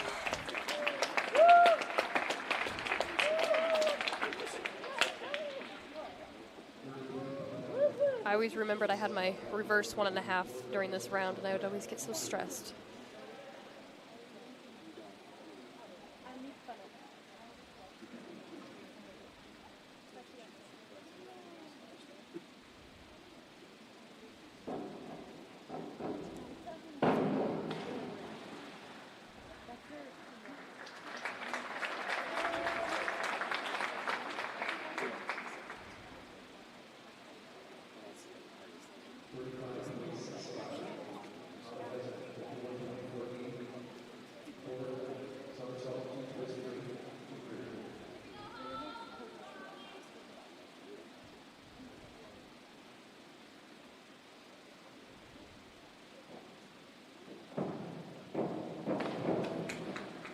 Very nice dive from Holly. She'll be making it in the top 20. We'll get to see her dive again.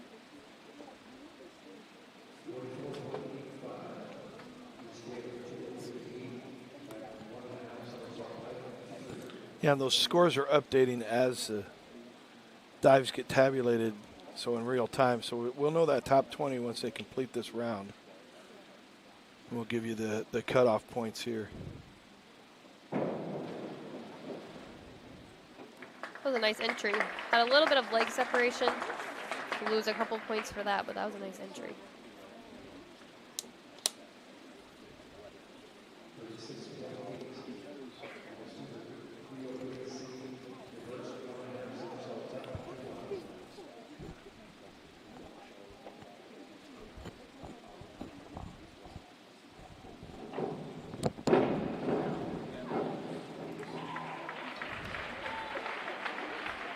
Very nice dive for Ankeny.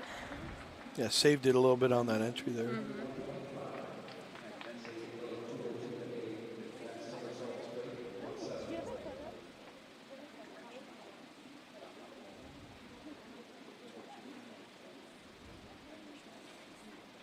This goes much faster now with the computer programs. Yes. These diving competitions. Yes. I remember high school and college. I'm showing my age, but yeah, we'd have to rate a little bit between rounds while people worked on the scores. A lot of times, though, sometimes they can like not work. So then I know. I've been in Yep. that situation too, where we had to do a round or two and then back up the system. I remember my senior year, actually, the first diver had went, and then we all had to like take a break and re-warm up because of the system. Yes. No, I was. Yeah, I remember that. Yeah. It was very interesting. We always talk about it because Avery Hogan was actually the second diver up next, and we always talk about how she was just standing there for a while waiting. So. Well, if you watch that broadcast, I think we went to commercial break when we were doing that. Yeah. But that would have been. A long wait. we had that happen on the 3-meter at Co last year. We had to take about a 10-minute break and reboot the computer. Uh-huh. Yeah. Someone's phone wasn't getting their scores in.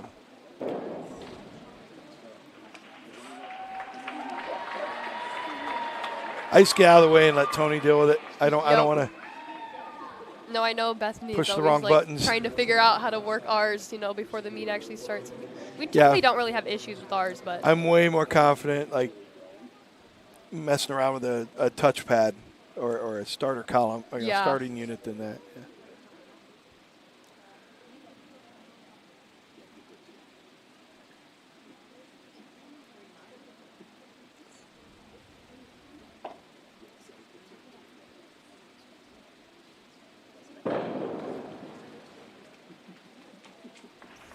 nice dive for Lucy York.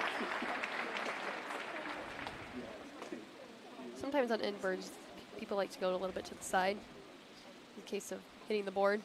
You can see there she kind of went a little bit to the side, but.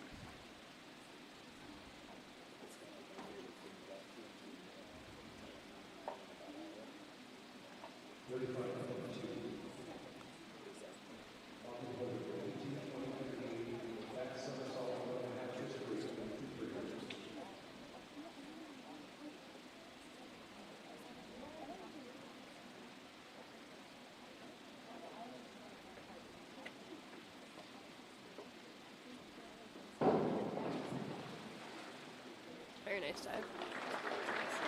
Very clean.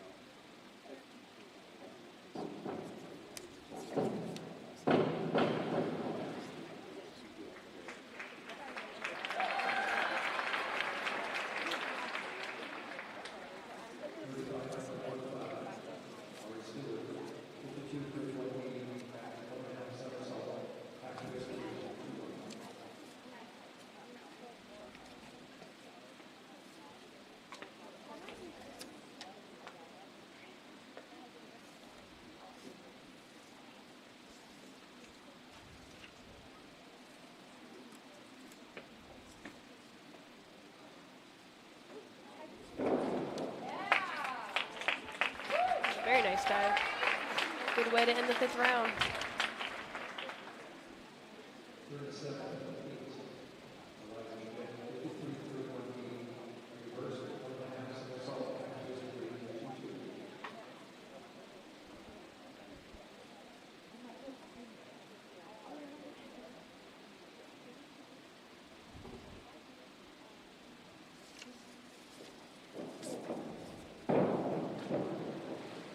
That was nice. That was the reverse twister I was talking about earlier.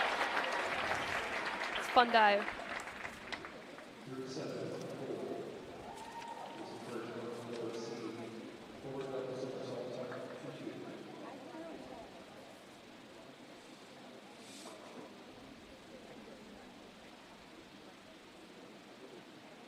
Eliza's actually a senior, and she's going to major in exercise science.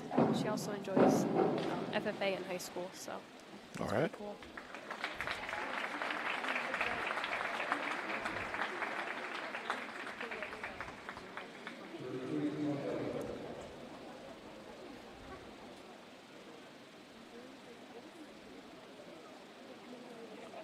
I'm sure a lot of these athletes have some farming or agriculture in their family background. Oh, yeah. I know, that holds true with some of the swimmers too. Yep.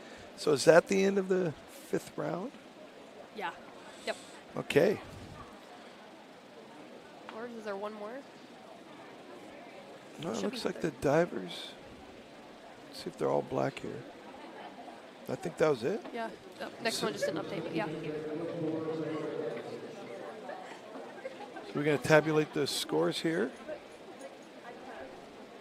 We're going to make that first break.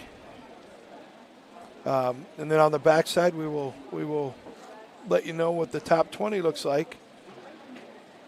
Thanks for stopping by. We'll be right back with more of the diving competition here from Iowa City. You're watching the Iowa Girls State Diving Championships presented by Iowa Farm Bureau on the Girls Union Network, powered by Mid-American Energy Company. At Mid-American Energy, we're one company serving 1.6 million people who all need energy that's available 24/7. That's why we work 24/7. That's why we make investments in our systems that make us more resilient to extreme weather. That's why we generate power from all available resources to cover the variables in supply and demand. And that's why when the power is knocked out, we work around the clock to restore power to you. Mid-American Energy, obsessively, relentlessly at your service. Something exciting is growing on Iowa farms these days. Innovation. From tractors that seed, weed, and harvest with data-driven precision to drones that scout or plant cover crops to protect soil and water. Even our animals live in smart homes with round-the-clock care. Technology keeps your food safer, water cleaner, and makes us more sustainable. Because what we do here benefits everyone here. Life on the farm makes everyone's life better.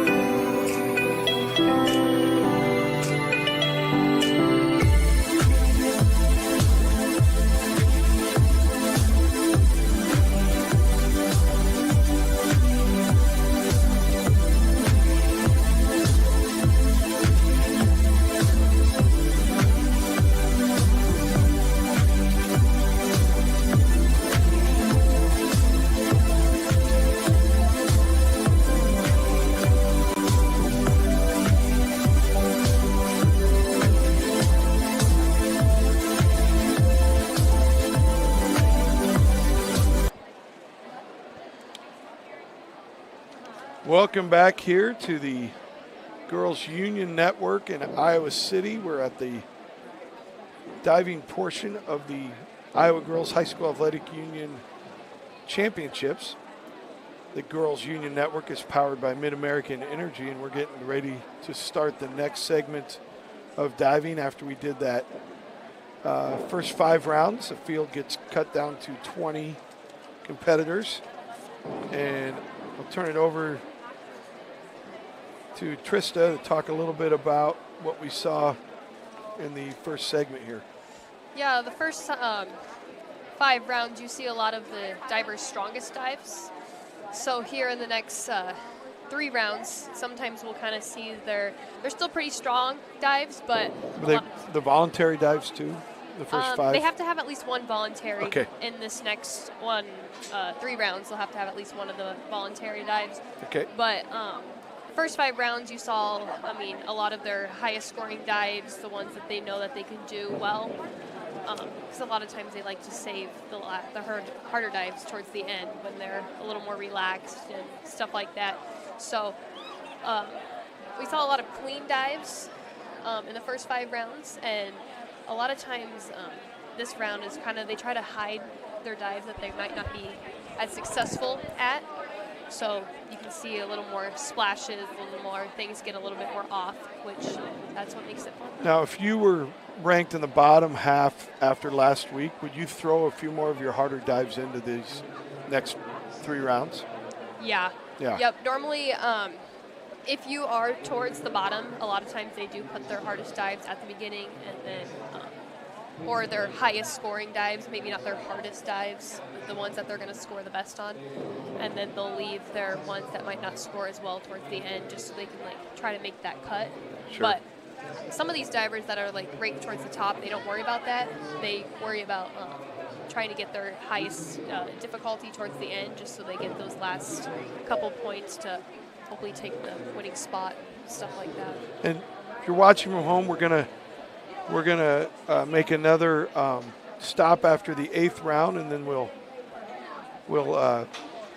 limit the field down to 16 competitors, and that will be who scores for 1 point for 16th all the way up to your champion tonight in these diving finals. Looks like they're shutting down the diving board, so we'll get ready to get the judges back in place. They're not within sight here. They're over on the side under that section of the bleachers there by the 1 meter boards. If you're looking here online or watching online here, there's a 1 meter board that we're competing on today, then a 3 meter on the far side of the screen. You can even see the platform there, the herky on it. Yeah, is that the 7 meter? Yep.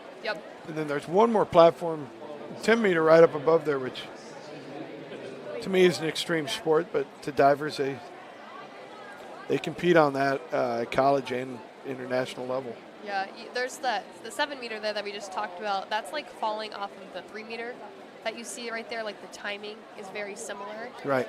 And then the 5 meter, which is the one that's right below the 7 meter where the herky is, that's like 1 meter. Sure. Kind of falling.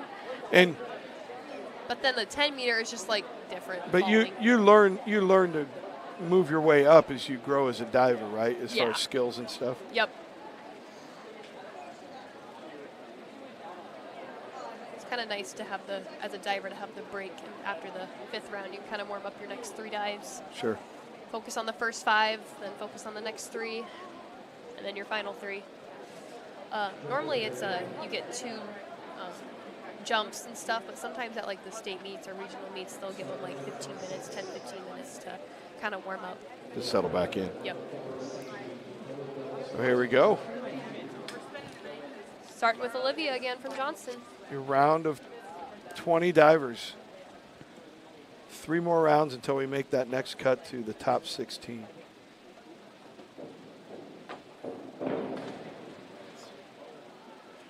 It's a nice dive.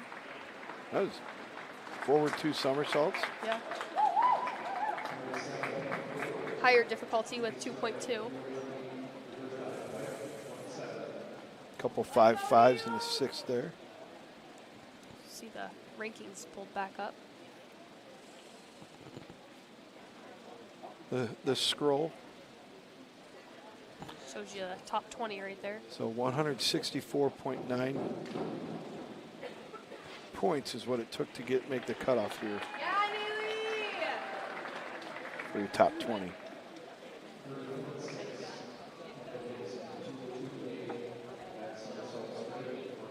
A lot of divers are still pretty close to each other. Yeah, and these scores will update in real time as those go into the computer down there on deck.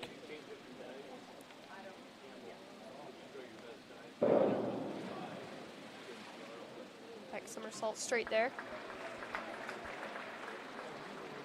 Now, do you still do that dive at your college competition, or I don't do that dive. you Nope. do it You can't little do more it. degree of difficulty? A little bit, yeah. A lot of times we do like back 1.5, so we'll add like an extra half flip. But a lot of times in high school, your season's so short, you don't always have time to learn all those dives. So. Well, and you can explain this to the viewers. You have your diving at conference championships, but then there's a regional before you can get to NCAA's, correct? Yes, you have to get a qualifying score for at conference. Any point in the Okay, season. any point in the season. Yep. Correct. You have to score a 265 to make it on the 1 meter board, and then you have to score a 280 to make it on the 3 meter. And then the regionals are held. Is there 6 regionals for D1? I think so. Yeah. 5 or 6, I can't remember. Yeah. Yeah, we had Megan Norris, I know, up at Co-College, ended up making NCAA's her senior year, and Yeah. we were really excited when she did that. My freshman year, it was in Houston, Texas, and then last year it was here at Iowa, actually. So. The regional meet. Yep. Good dive there by Cameron.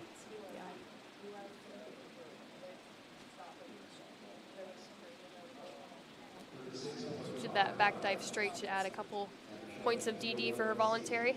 Yeah, got Worked for her. pair of 7s and a 7.5.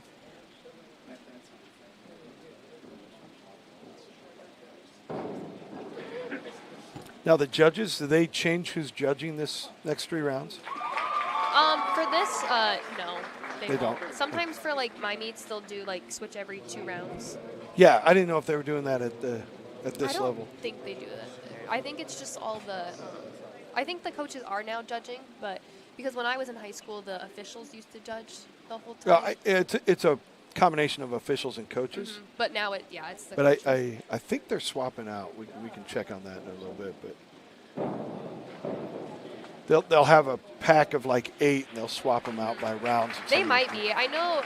At least they've kind of changed the rules since my senior year. But my senior year, it was just all the officials that would judge. But I think now they changed it where coaches can't judge. Which that was a good switch.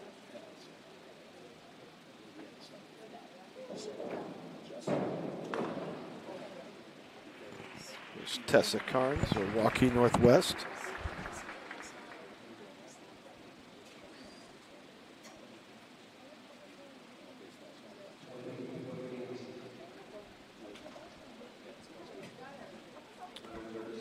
A trio of 6s to score on that one.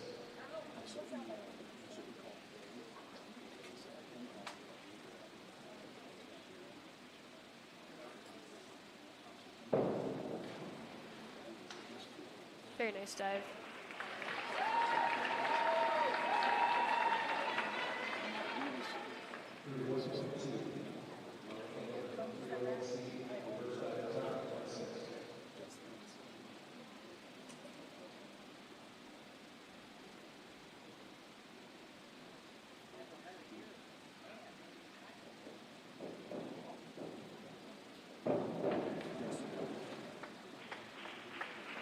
Nice dive.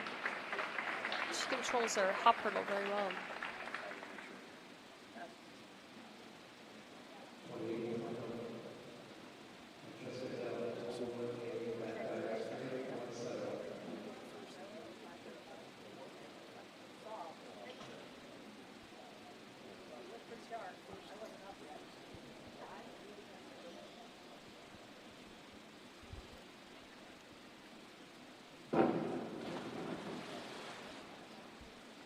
It's a nice dive. It was a little bit over. She'll lose a couple points for that, but overall nice dive.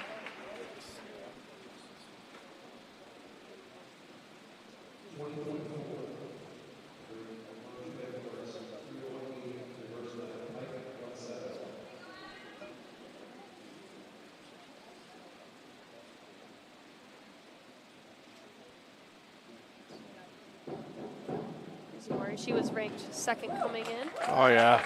Tell right there. Great height. Yeah. I really enjoy her hurdle. Very nice.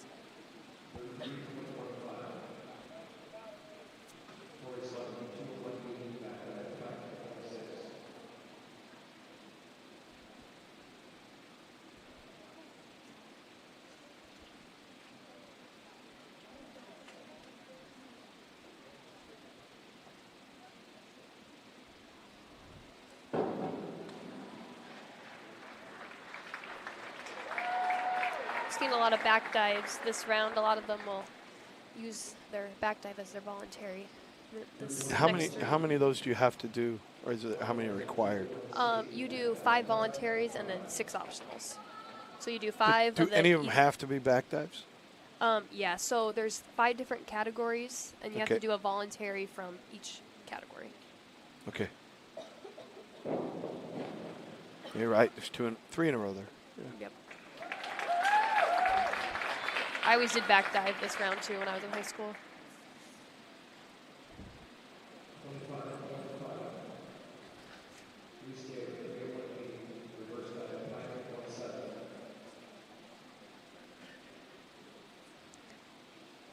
After this round, though, the next 2 rounds will be a lot of fun to watch because there are a lot of their optional dives, so they're harder dives.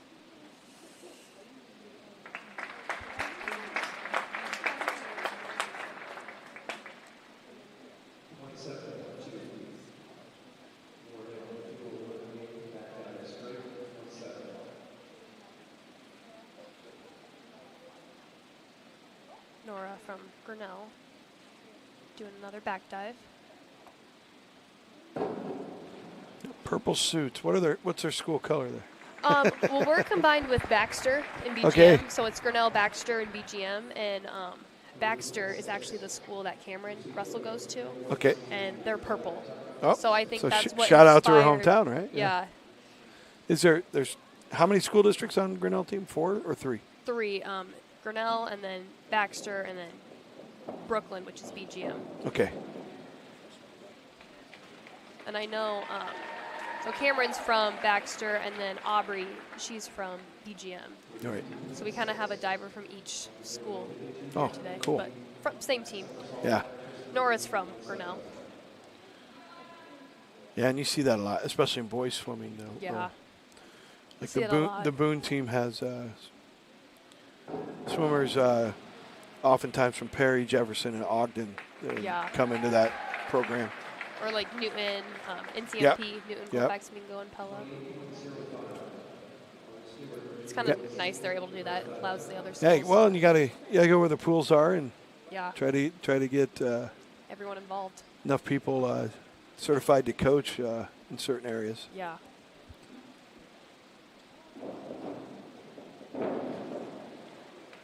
I know Newton actually just brought their diving team back. Newton actually used to come over and dive with Grinnell if they wanted to dive, but they just got a diving coach. Oh, for the high school? Yeah. Nice.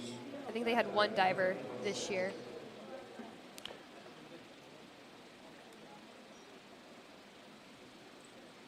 Yeah, I know Carroll, Perry, some of those western Iowa towns. It's really if you can find just 1 or 2 people that can get certified to coach, then you can kind of offer the sport. But Yeah. We're very lucky at Grinnell. We have that Grinnell College pool to practice at. It's a very nice pool. Yeah. Yeah, Grinnell College has a pretty good endowment. Yeah. Yep. And, Yep. had Warren Buffett on their advisory board for a while, so that I think helped out. Yes. See Deidre walking back there. That was my high school coach that just walked past. She dove at Iowa too. She actually has the school record for Iowa for diving.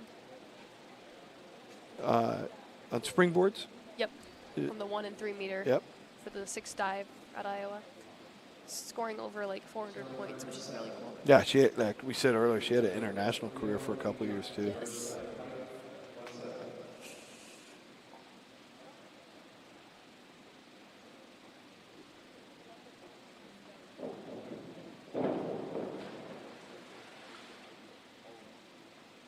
very nice dive. It was a little splashy. She didn't get all the way kicked out, so that'll dock a couple points, but she hit all the positions she was supposed to, so good dive.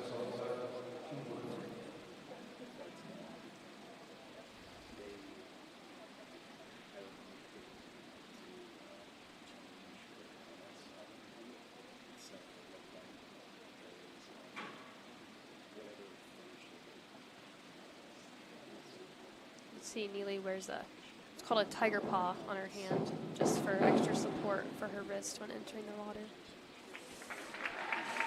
We kind of talked about that a little bit earlier, the importance of that.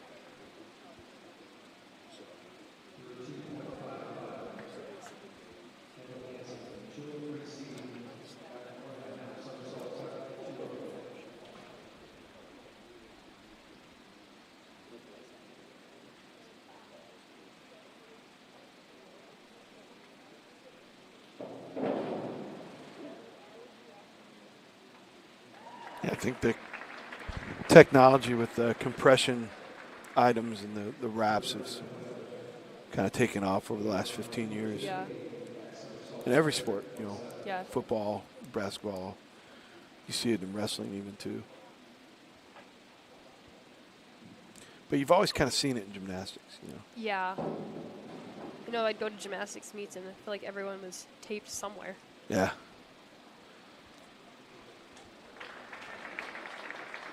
I had some relatives that wrestled, and they would physiotape both shoulders, even though one was injured. Oh. Just so the other competitors didn't know which body part they were having. That's funny. They were nursing or having an injury with. But that makes sense, though. Yeah, especially with that sport, it's so one-on-one. Good dive for Cameron there. Did a reverse dive. It's a little bit over, but it'll still score pretty well.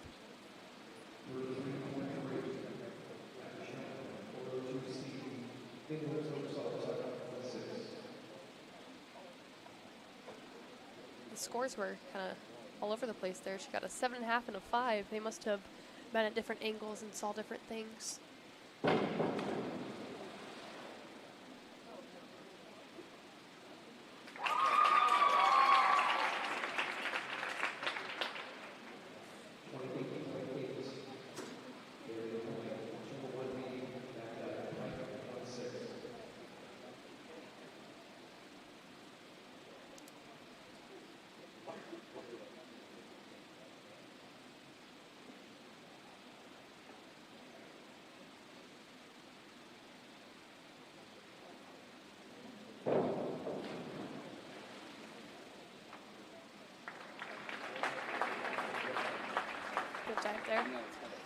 'Got nice height on there.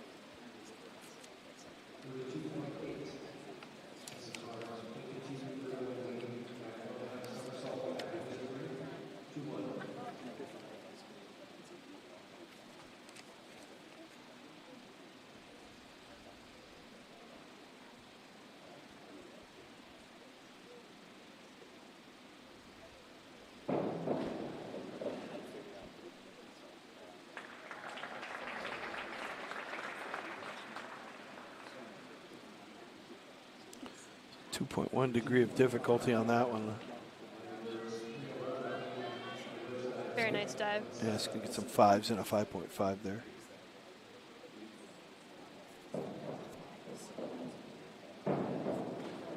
Miley went right after it there once they announced her name. Yeah, that was a really nice dive. It's a really good hurdle. Got a lot of height. Oh, on that. she was ready. She was. Didn't have to think about it much. It's kind of fun to watch, like what each diver does before they dive. Everyone has Yeah, their own little thing that they do. Little different rituals. Yep.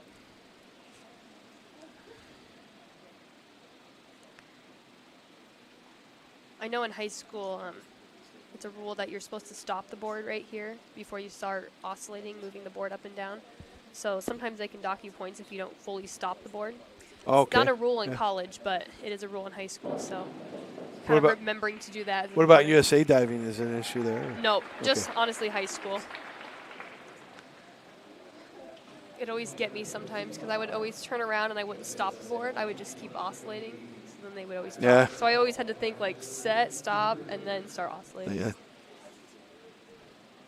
You basically just got to hold your legs and core tight till the board stops, right? Yep. Yeah.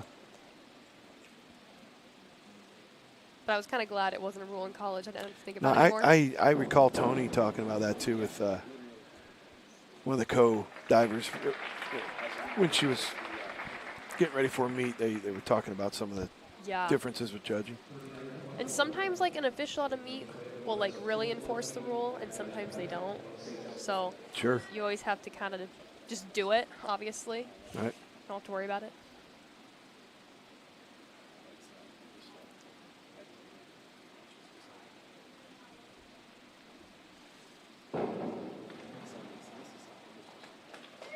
Very nice dive.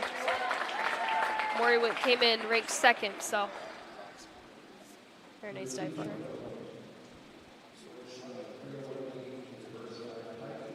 Take her to second.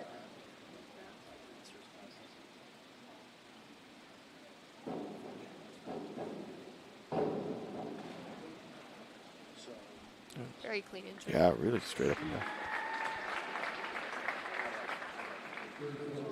As a diver, it always feels nice when you hit the water and you just know that you went right through. It's just like a really good feeling. Yeah.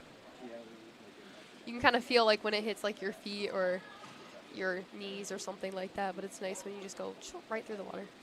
On this pool, obviously it's very deep, but there's no extra cross lines with the lanes for the swimming. So all the lighting and tiles on the bottom of the pool are set up to line up with those boards and where you want to land. Except for that Tiger Hawk. I mean, that's just, trademark there. I've heard divers talk about that too, how they like going into the deeper water like this. Yeah.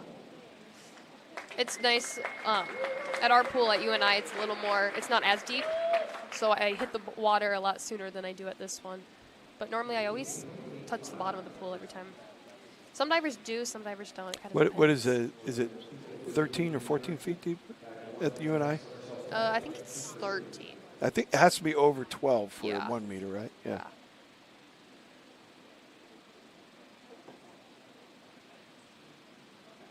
Which that becomes a challenge with those 10-meter diving towers, is you have. It has to be deeper. You have to have a way deeper depth. Yeah, I think here it's 17 feet.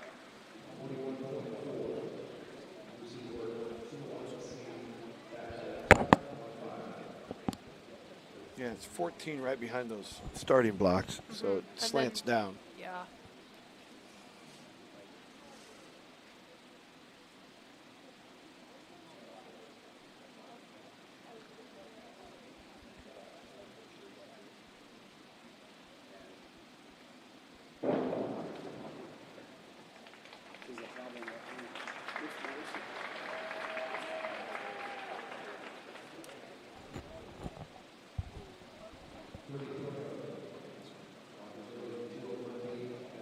Got a 7 there on that dive for Lucy.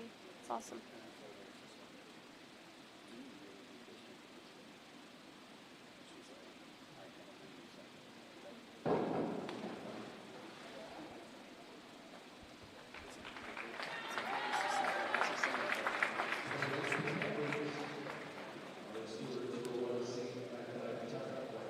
So all 3 Southeast Polk divers made it through to this round. That's awesome. Don't see that very often. Yeah, Ames has 2 in here.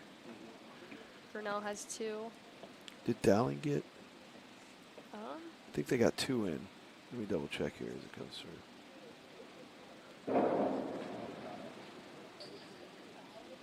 Nope, Dowling only got 1. So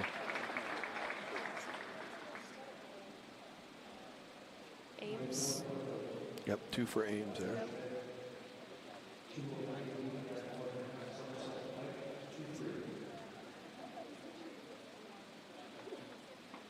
This will be the last dive of the 7th round. We'll do one more round, and then divers will get another break. We'll see how the points start getting allocated, right? Yep. Last 3 rounds is when it gets really exciting.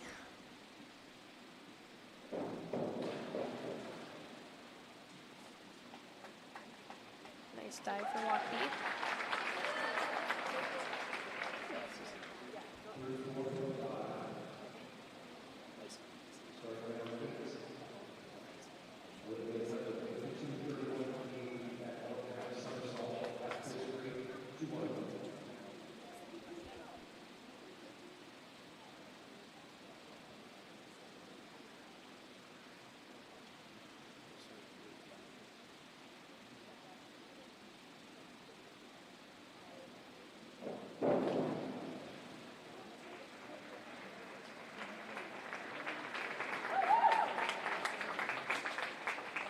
Very nice dive to start the 8th round.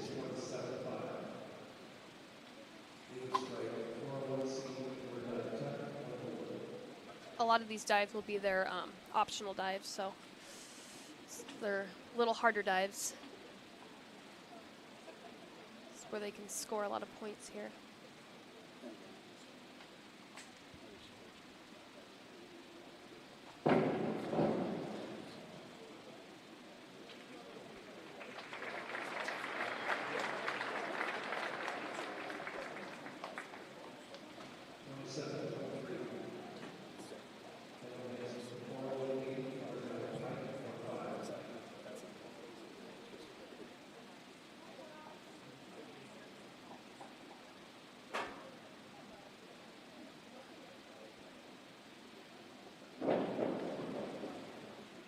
Another inward dive there.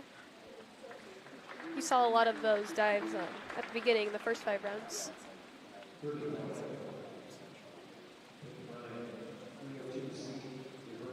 Got 6.5 and 7 on that one. That's pretty awesome.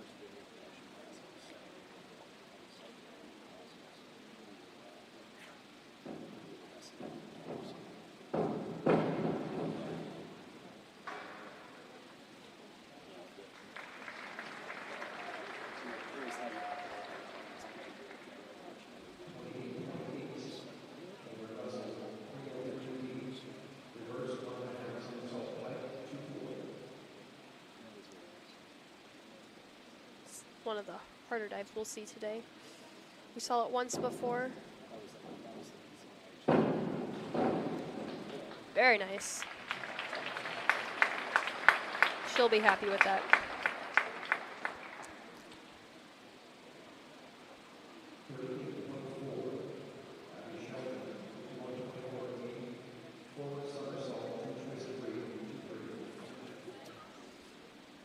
Scores were a little spread out there. She got a 7 and a 4.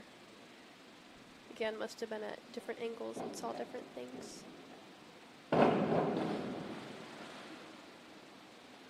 That was a front double twist. She was a little bit over-rotated, but that'll score pretty well.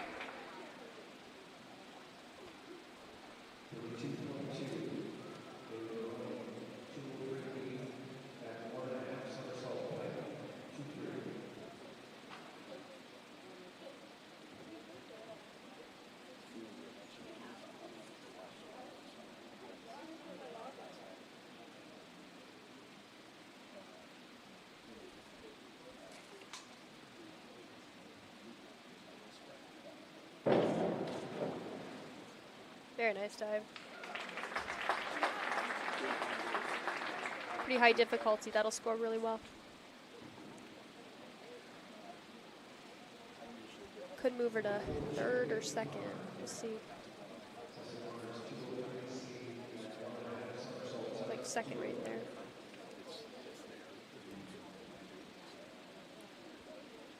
Tessa again. She's been consistent with her dives.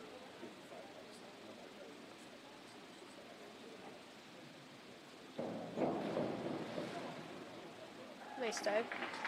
A little over, but a high difficulty dive. So yeah, 2.0. Yeah, it'll score pretty well.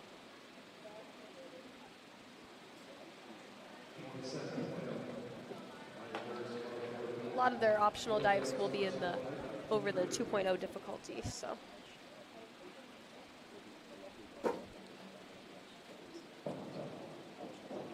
.3 difficulty here. Forward. double somersault in the pike position. Done very nicely.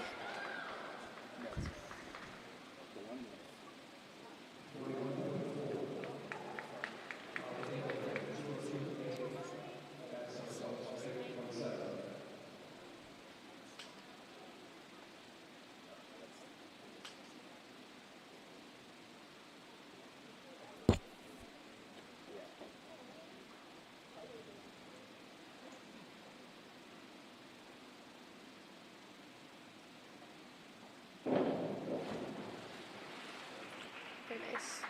The bright orange of Ames there. Yes.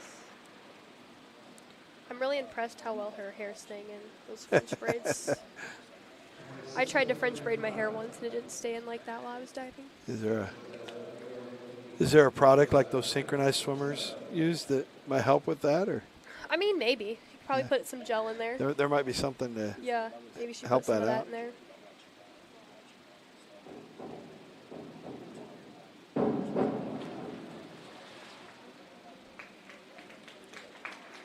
Very nice dive.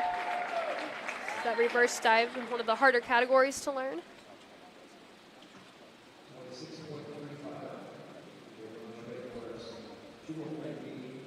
Got fives on that one.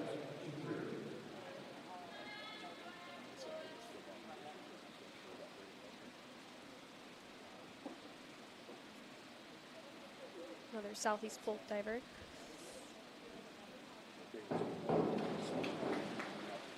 Very nice. A little late on the kick, but good height on that one, so it should score pretty well. It's a pretty high difficulty dive. Oh yeah, 37 points.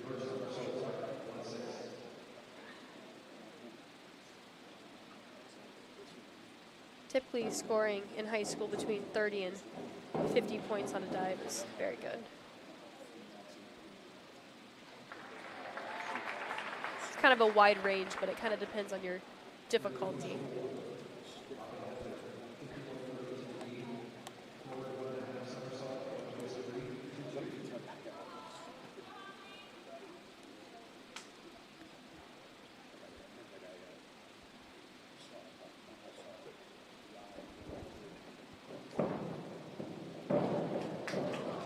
Well, that was a very nice dive. Very clean entry. That should move her probably to the top 6, if I had to guess. We'll see. Oh, second spot. You can see her and her teammate going back and forth. Southeast Polk, second and third. It's pretty close. Yeah, Ram's going to get out of here with some points today.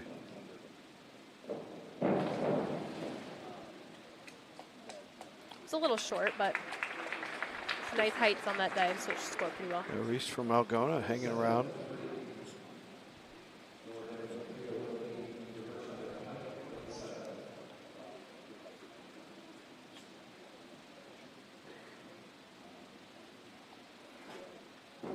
Got Nora Nickel doing her reverse dive here.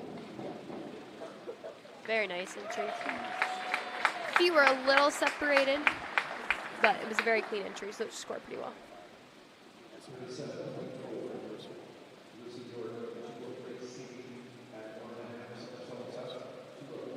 Good scores on that dive. 7, 2 7.5. Yeah, Algona's going to have a athlete in the consolation final tomorrow in the 100 breaststroke, so that was a big boost for their team, and hopefully their diver will make it past this round as well and score a couple points. Lucy York here from Ames.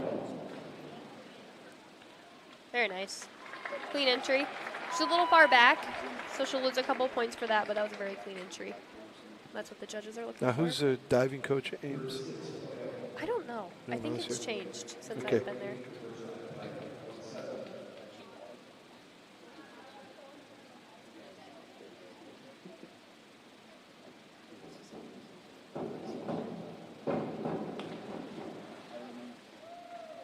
Very clean.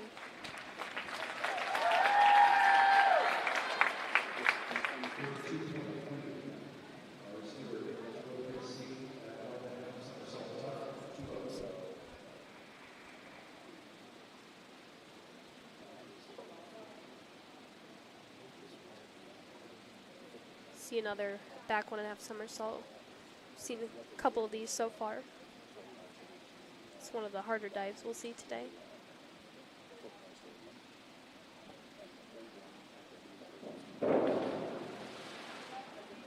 Very nice dive, a little over. She did have a great takeoff though, so.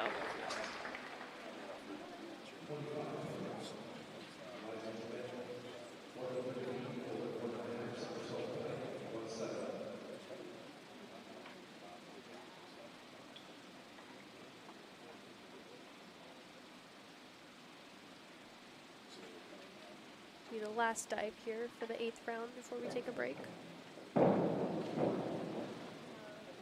Very nice. Good way to end the 8th round. So Eliza Schmidt, that'll be it. There's Tony with the pink cap right there. Yes. So see him in the bottom of the screen. You can see right there who made the top 16. Eliza Schmidt there. Some 6.5s out of that. See Holly anymore. You're still fighting for that 2 and 3 spot. Same team. That's fun. See Grinnell has 2 in the top 6 so far.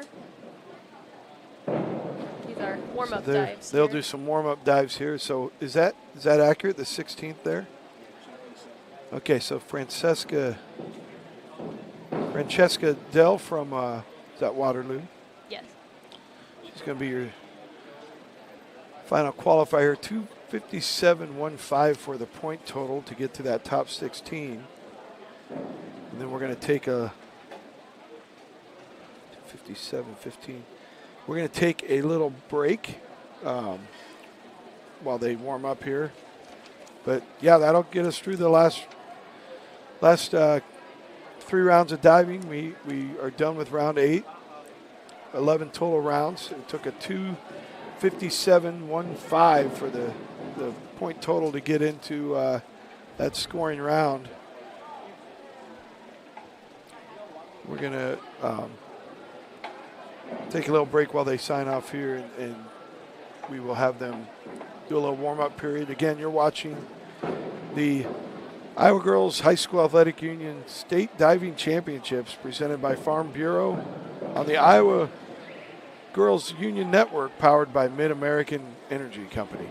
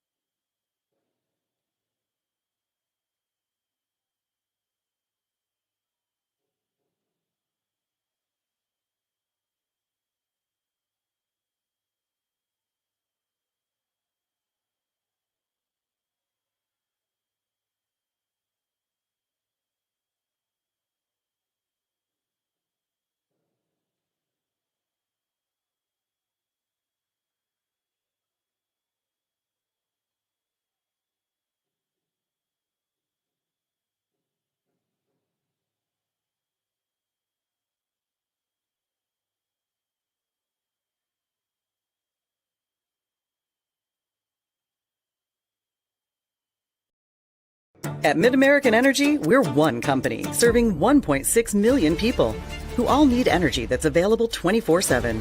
That's why we work 24/7. That's why we make investments in our systems that make us more resilient to extreme weather. That's why we generate power from all available resources to cover the variables in supply and demand. And that's why when the power is knocked out, we work around the clock to restore power to you. Mid-American Energy, obsessively, relentlessly at your service. Something exciting is growing on Iowa farms these days. Innovation. From tractors that seed, weed, and harvest with data-driven precision to drones that scout or plant cover crops to protect soil and water. Even our animals live in smart homes with round-the-clock care. Technology keeps your food safer, water cleaner, and makes us more sustainable. Because what we do here benefits everyone here. Life on the farm makes everyone's life better. Freedom Tire is proud to support the Iowa Girl through their sponsorship of the Iowa Girls High School Athletic Union. With 6 locations around the metro, you're never far from getting you back or keeping you on the road. Our certified staff and state-of-the-art technology means you can take comfort knowing you've got the best work at the best prices. Give us a try at Freedom Tire, a proud supporter of the IGHSAU.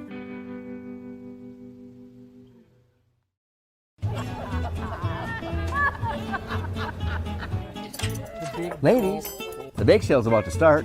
Are you ready? We've got this. Okay.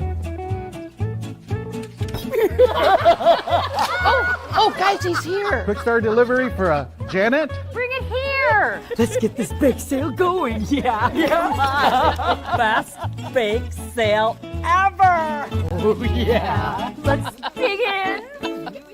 Health powers life, from the delightfully routine to the truly uncharted.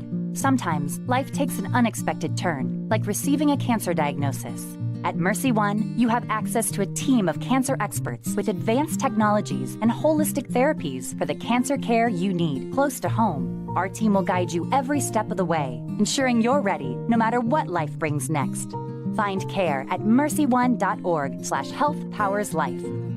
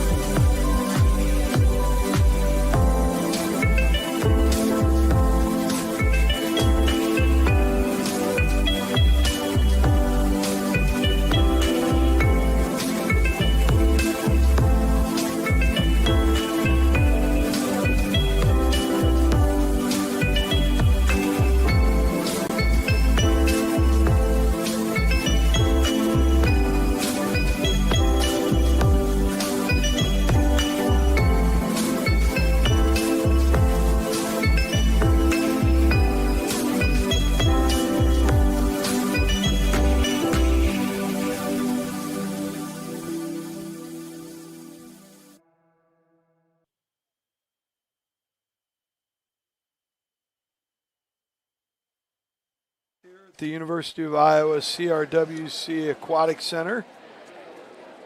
We are at the 2025 Iowa Girls High School Athletic Union State Diving Championships presented by Iowa Farm Bureau. You're joining Coach Don Spellman here. I'm with Trista Thompson for the diving portion. She's our expert here. This is being presented by the Girls Union Network powered by Mid-American Energy Company. So Trista, we have the final 3 dives. We have cut the field down to 16. You want to go over who's going to be coming through here? Yeah, so these are your top 16 divers along with the schools. So we have diving first for the final round will be Olivia from Johnston. Then second will be Neely from Waukee. Then third will be Kendall from Bettendorf.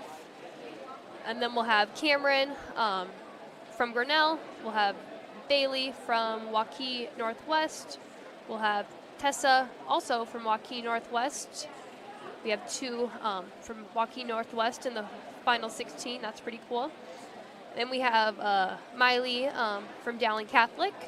We have Francesca from Waterloo West. Imori from Southeast Polk. We'll have Tori from Linmar. Holly from Southeast Polk. We'll have Reese from Algona. We'll have Nora from Grinnell. Lucy from Ames. Audrey from Southeast Polk. And then we'll have Eliza from Waukee. So Southeast Polk and what was the other school? Waukee got 2 in there. Southeast Waukee Northwest and then Grinnell. Southeast Polk get all 3 or 2? 2. Yep, looks like 2. No? That one not get in? 1, 3. 2. Yeah, yep, so 3. Southeast Polk going to put some points on the board here. That's awesome. Along with Waukee. Now moving into these rounds, who you still thinking the favorite is who we started at the beginning? I think Cameron Russell is still the favorite, and then I think Southeast Polk girls, Imori and Holly, are your second and third. Alrighty. Same team. Then from there, I think honestly, the rest of your podium finishers, we're just gonna have to wait and see. Anyone's game? Do you know some of the dives they're going to be coming up with, or have you seen their dive schedule? I know Cameron Russell does her hardest 3 dives here. Okay. Yep, these will be pretty exciting dives to watch. You'll see a lot of reverse 1.5s. She'll throw out all the stops here. Yep. Cameron's highest degree of difficulty is in these last 3 dives. So they're newer dives for her, but it'll be good. A lot of these top divers that make it to the final 16, probably the top 6 will do their hardest dives because they didn't have to stress as much about making the cuts because they came in being one of the top divers. So again, the cutoff points, it was 257.15 to make this round. Looks like we're starting last 3 rounds. You'll hear a lot more cheering in these last 3 rounds. You kind of notice the first 8 rounds is a little quiet. The intensity builds a little bit. Yep.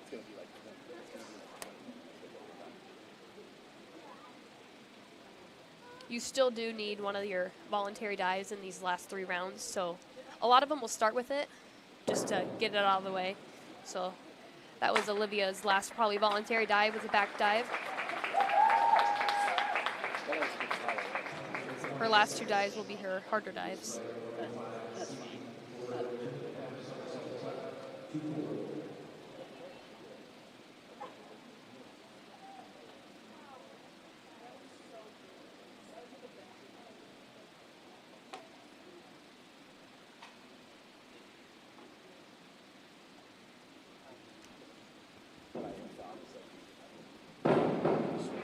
Very nice dive.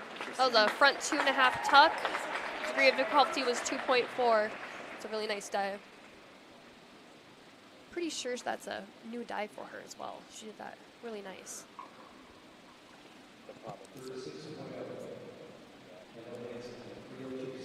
Yeah, she seemed happy with those scores. Yeah. It's always fun. You can see when they're happy with the dive by the way they just pop out of the water. Yeah. It was a little over. She got a really nice takeoff on that dive. A little Probably wasn't separation ready. on the legs as Yep. she went in. Probably wasn't ready for that takeoff. Yeah, there's stairs here though, so those far stairs we can see a smile or a look of concern when they're reading the dives. Yeah.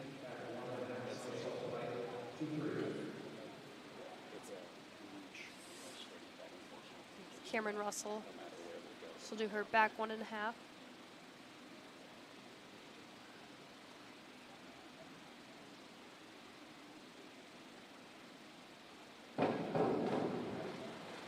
Very nice dive. It's a little over, but that'll score pretty well.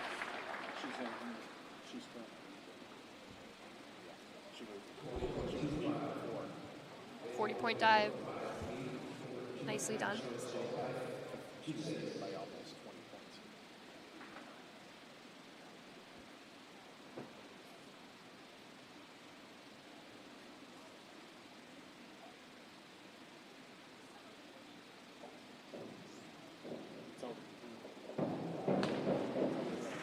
That was nice. Front 2.5 pike. It's a 2.6 difficulty. It's a really hard dive. 2.5 somersaults. Yeah. Yeah. I'd be afraid of doing that on land.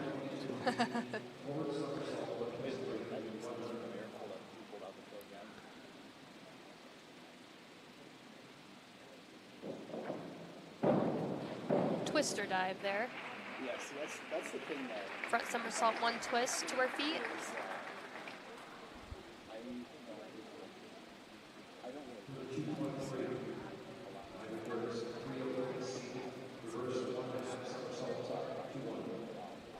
Did you change your dive order much your junior and senior year, or basically go with the same? I learned a lot of new dives my junior and senior year, so dives were kind of different, but I overall kind of kept the same template when I did the dives. Yeah, I wonder how long it takes to get in a routine when you get to championship meets. I always did my twisters in my last 2 rounds because they were my highest degree of difficulty dives. Right. So, and then I always just did reverse dive as well because I had to have 1 voluntary in there.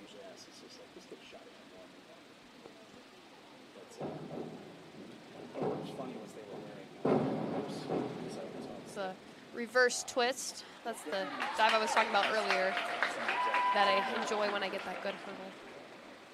Looked like she was a little bit to the left, but she saved that very well.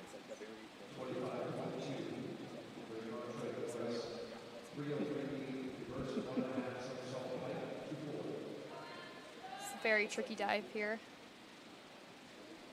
We've seen it a couple times. Very nicely done, though. Very great height. You should be very happy with that dive.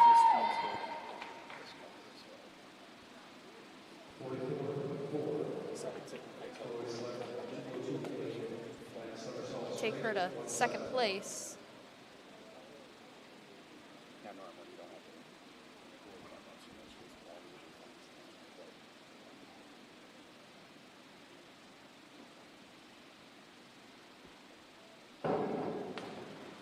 Wow, straight up and down. Yeah.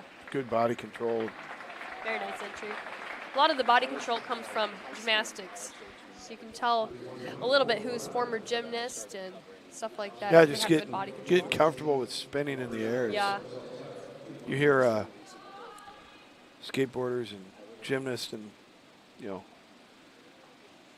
extreme sports people they talk about that a little bit, Yeah. their background. Body control is really important. I feel like it helps any sport. That was a reverse double somersault. That might be the only one we see today, so that was pretty cool. I don't know, though. If you're in track, there's only a few events where you're leaving the ground. Yeah. That's that. Yep. There's cross country. You're not in the same mindset as if you have to do a couple flips. Yep. I know a lot of gymnasts that are like hurdlers. Yeah, and high jump. I mean, Yeah. they can do stuff like that because. Yeah. I know in high school I did hurdles for a little bit. Wasn't very good, but I did it. I ran hurdles in sprints and long jump in junior high. Yeah. I did long jump for a little bit as well. And I was great at junior high hurdles, and then when I ran track in high school for a couple of years, the hurdles grew, and I didn't as much. Yep. So I never had a race where I didn't knock over at least 4. Ooh, very nice dive for Nora. She actually, it's a newer dive for her as well. She did that beautifully. She should be happy with that. Kind of see a little smile there. So you 100 hurdles and shuttle hurdle relay? Yeah. Yeah, I always like the shuttle hurdle relays. Those were fun. Yeah. I also ran the 200s. Those were my favorite. Yep, I ran the 1 and the 2 and 4x1, 4x2. I like the 4x2. That was a lot of fun. I ditched long jump after my 8th grade year. I was like, I don't want to get dirty. You know? Sand in my shoes. Yep.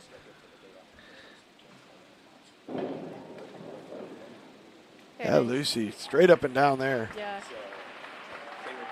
On the board, she has her feet a little wide for better balance. Must help her balance a little bit better. Like if you go shoulder width, it's more of a base of power kind of thing, right? Yeah. Yeah. Sometimes when they're a little bit wider, though, it just helps them balance a little better. Yeah. You can see there her feet are almost perfectly together.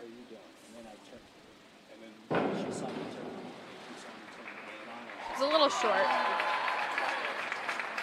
It'll score, but it was a little short. Yeah, they'll take a few points off for that.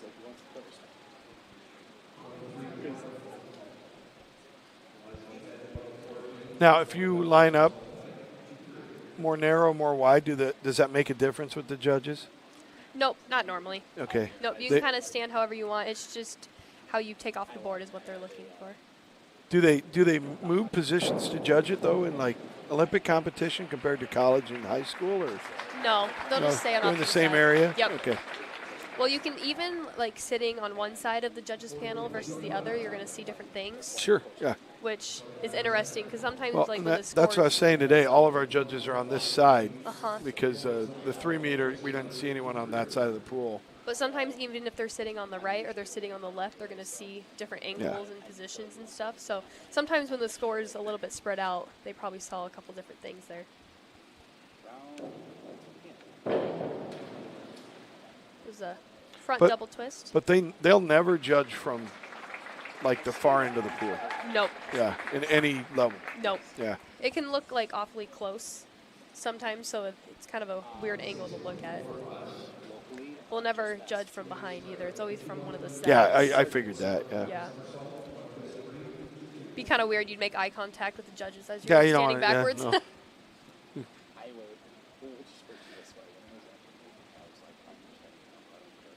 I think people that aren't familiar with the sport, though, realize that the judges are in certain areas.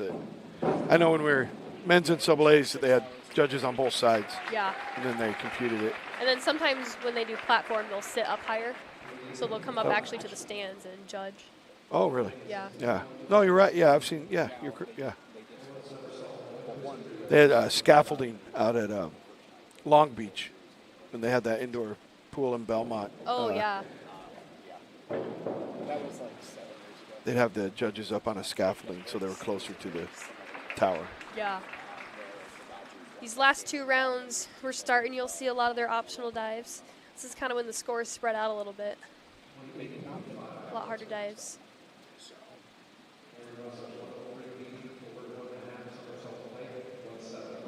This will be Cameron's voluntary dive for these 3 rounds. She'll do front 1.5 somersault.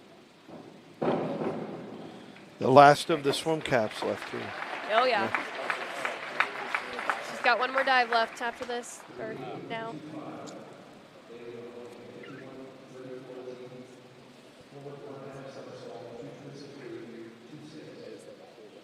It didn't count, but she scored an 8.5 on that. That's pretty cool.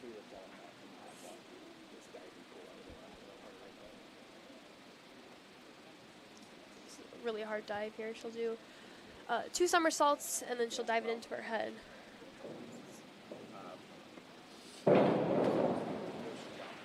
It's a very nice dive. Clean entry. She was a little twisted going through the water, so she'll lose a couple points for that, but sometimes if the judges are looking at either your stomach or the back of your head, they'll know that you're twisted going through the water.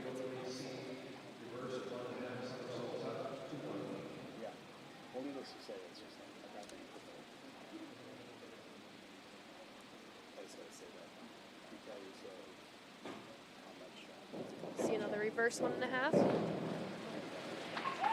Very nicely done. A little splashy on the entry. She didn't get her arms quite above her head, but she was pretty straight up and down. Now, how would you save that? I mean, on a 1 meter, it's a little harder to kind of pull anything because you're so close to the water, right? Yeah, her arms, the reason that was splashy, she was straight up and down, but her arms didn't get above her head, so she kind of got splashes from like her elbows. Right. It's kind of hard to save that once you don't get your arms all the way through. Not a lot of time sometimes. Yeah, I've heard that. The 1 meter's a little trickier with timing. Yeah.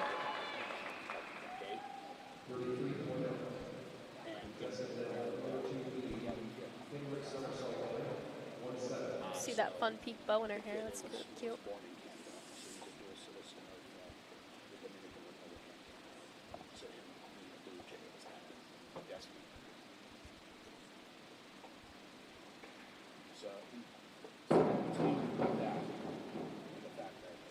Inward somersault pike. Very nicely done, straight up and down. Francesca's put on a pretty good 3 rounds here. 6.5s at the end there.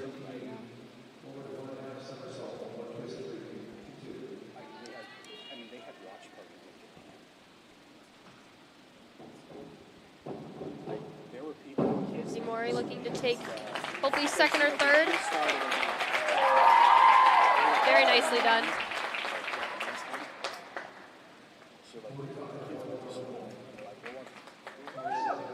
Bump her to second.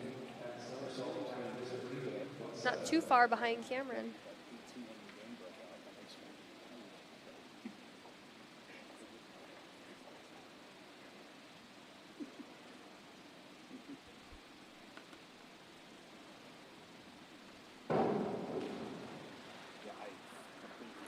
Very nice back somersault half twist. She'll be happy with that.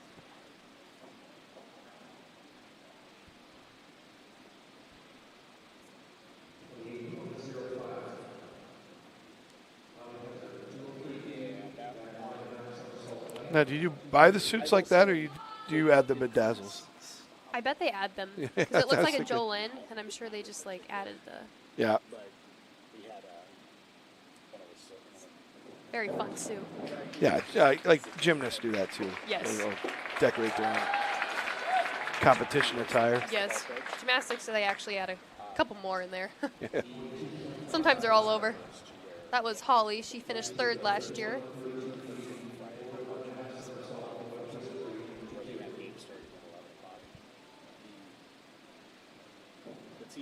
Here's Reese. Very nice twister. That was good. 2.2 degree difficulty, so. Again, Algona's going to score points. They have a breaststroker tomorrow, so if she doesn't disqualify that B final, and then Reese will get a couple points here in the diving competition, so good for that program. Here's one of Nora's optional dives. Back 1.5. Awesome. Very clean entry to her feet.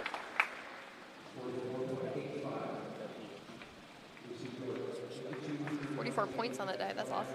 Now, for your seniors, do you have to control the emotions a little more, knowing this is your last couple rounds of high school diving? Or? Yes, I was very emotional. I remember. Very emotional.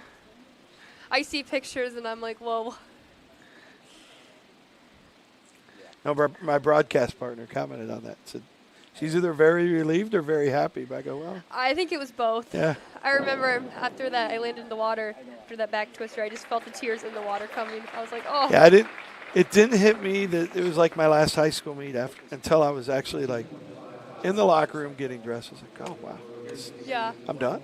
I got to move to the college level. It was very bittersweet. It was also really sweet because our whole UNI diving team came and watched it. So they watched both Avery and I. So that was fun. Drove down for a little moral support. Yeah, that was fun.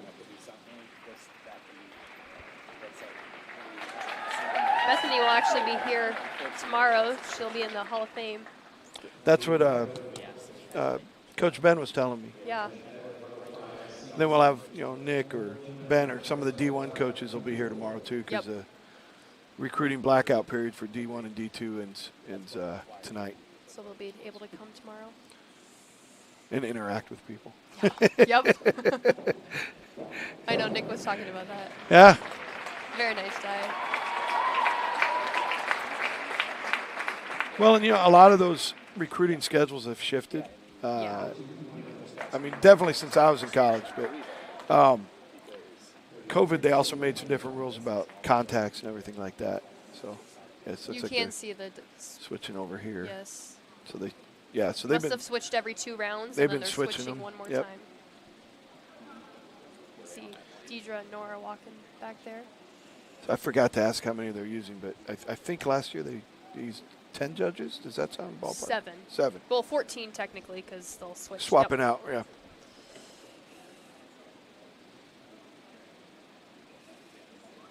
So last round. This is where it gets fun. A lot of the seniors' last dives right here. Yeah. See the emotions. Yeah. We'll be able to watch. A little. You'll start seeing some tears here. Yes. Quite a few seniors also. I think over half of them are seniors, if I counted right. Yeah, in the field. Yeah. It's a little over, but it's a great takeoff, so she should be pretty happy with that. She was going for a higher degree of difficulty there. Yep. It's 2.1. Yeah, only 2 freshmen today in the field, right? Yeah. Yeah. So That's typically how it is. it comes in waves. Yeah. I've noticed that with diving. You see that a little bit with the events. Some of the events in swimming, especially the sprints, tends to be a lot of older, sophomores and above. Yeah. But in the freshmen kind of, especially with the boys kind of coming in the longer events, you'll see them move into, the 200s and 500s first, and then possibly turn into a sprinter later. Yeah. Here's Neely. She's a junior. Very nice dive. She was a little bit turned to the side. So the judges might have seen the back of her head, so they'll take a couple points for that, but that was a very clean entry. Now, how many days now a week are you on the board? 4? Me? Yeah. Like in the water? We're in the water 6 days. Yeah, all 6. So. Yep. And then how many days of dry land or We do 3 days of Gymnastics. lifting and then 2 days of dry land. Okay. Yep.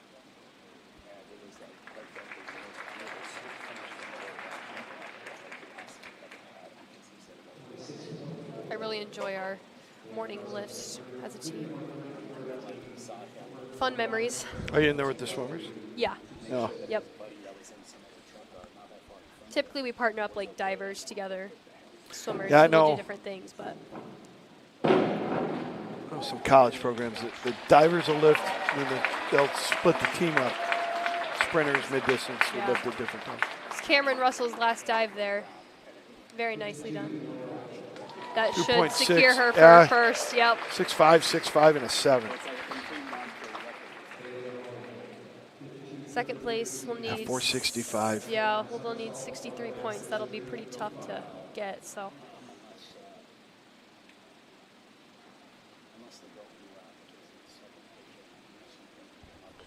I can see her walking back and kind of see the emotions. Yeah.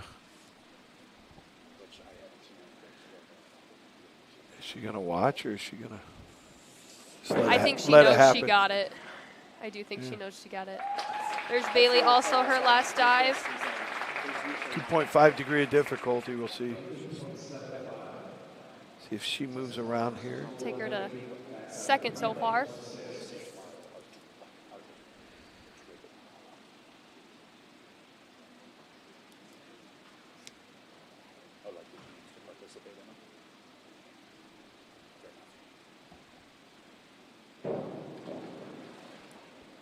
Back dive there to end. It's her voluntary dive this round. Her optional dives were the 2 that she did before.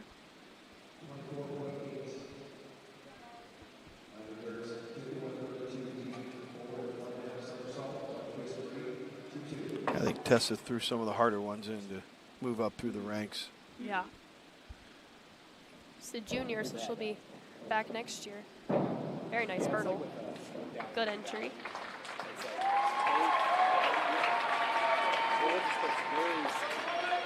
Big support here from the Dowling contingent.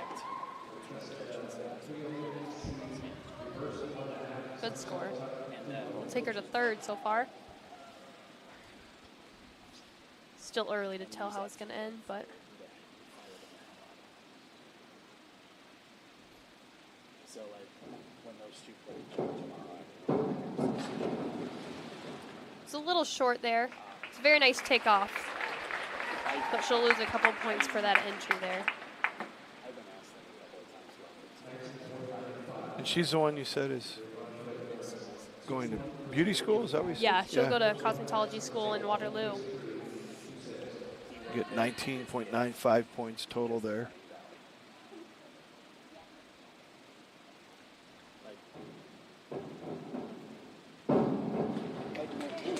It's a very nice dive. Wow. That's fast. Yeah. That same dive that Cameron Russell ended with.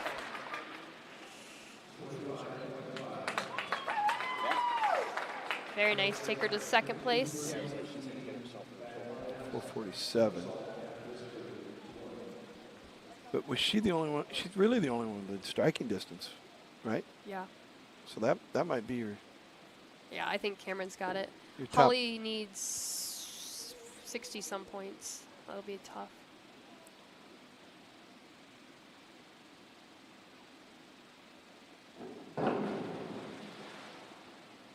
That was a nice takeoff. She was a little twisted going through the water, but nice dive.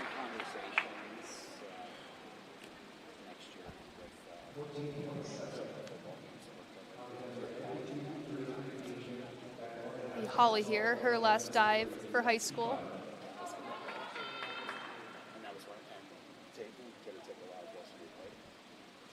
Hard dive to end with. I actually used to end with this dive. It's a fun dive. Very nicely done. She'll be happy with that. We'll see who takes second and third here.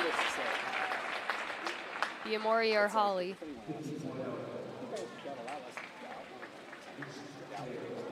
Looks like it was Holly by 1 point. Very close. Oh. So that's exciting. Yeah, 448. They're the same school. Yeah. You're gonna have bragging rights the rest of the year. Yeah.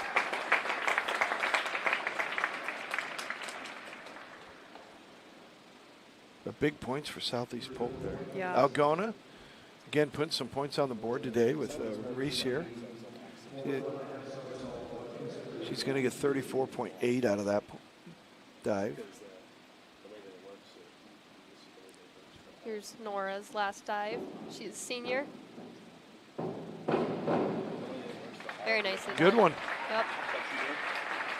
She should be happy with that.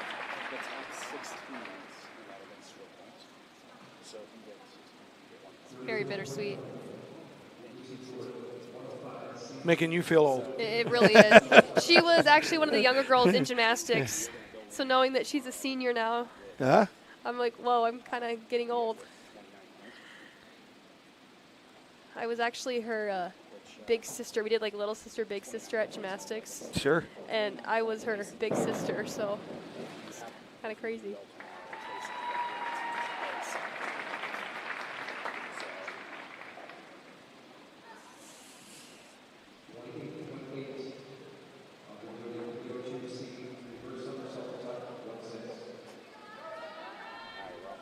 Lucy here for Ames. She's a senior. Her last dive. Very nice. A little lower degree of difficulty, but Looks like Grinnell and Southeast Polk are going to have 2 on the podium so far. Wow. That's pretty cool. Dowling will get a couple points on the board here. Ames will get a couple points.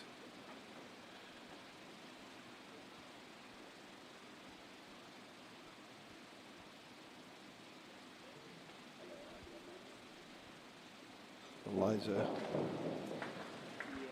Good entry. Yeah, very nice entry. Should be happy with that.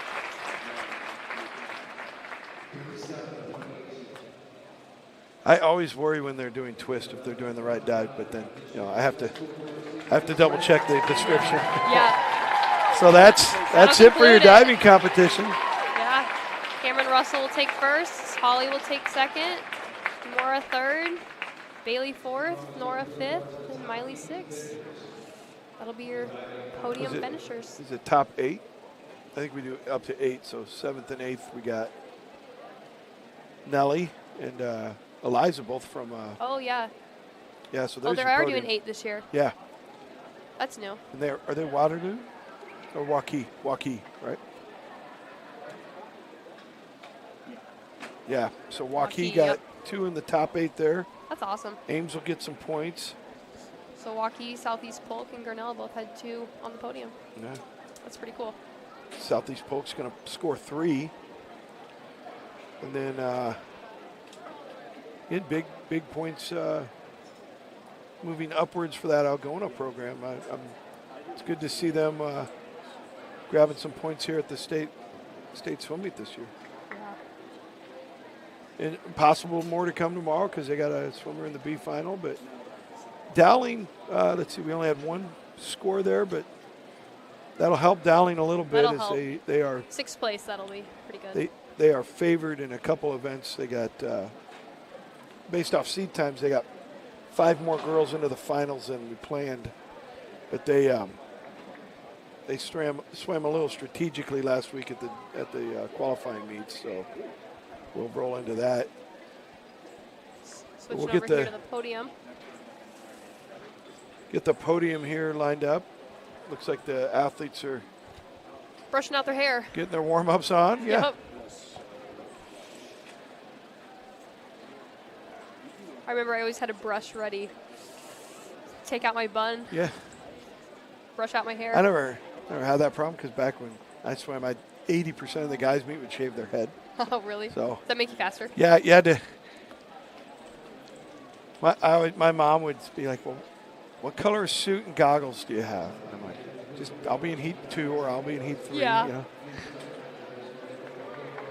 I always try to wear like green or blue goggles was always my color.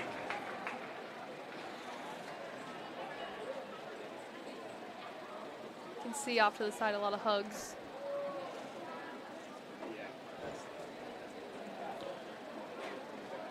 Well, as we do get ready for the podium here, let's see if the points have updated. Let me get some of that out to you. And those points carry over to tomorrow, so some of these teams will come into those medley relays with a couple points already on the board. See Jordan Huff right there. Yeah. Now, who's the head swim coach at Grinnell? Sarah Smith. She was right next to him. Yep. Yeah, that's. I want to double check. It was. They had I thought it was Sarah. Yeah. They had a couple of relays and individuals qualify. I know Oh, yeah, Isabel Kinkle. Jordan said he was really happy with how they did. Yeah. Going into tapering it. Had everybody pretty healthy, so.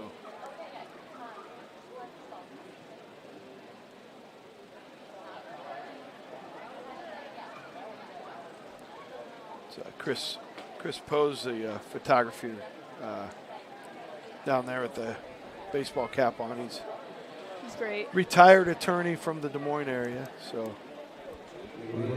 He actually takes our action shots for diving at UNI. He was part of the law firm that Bill Lillis was involved with. And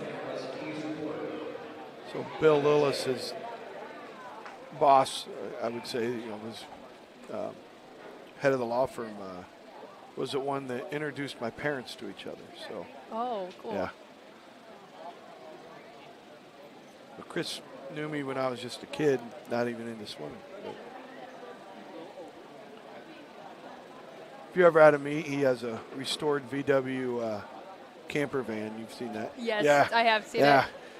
Travels with it. That's fun. He's part of that little subculture. It's a pretty cool van. It's yellow, isn't it? Yeah, it's like a yellow orange. Yeah. It's got the topper, you know. It's fun. Yeah.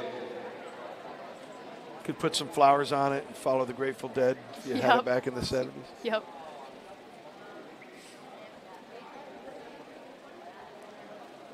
You can see him getting ready over there. Yeah, it's parked backed out here at the meet today.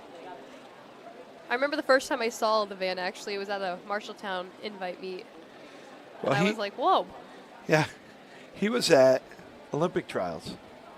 Yeah. And he'd go to prelims, get his pictures uploaded, then go take a rest in the van. And I found the van on my way into my entrance for prelims when 2024 trials.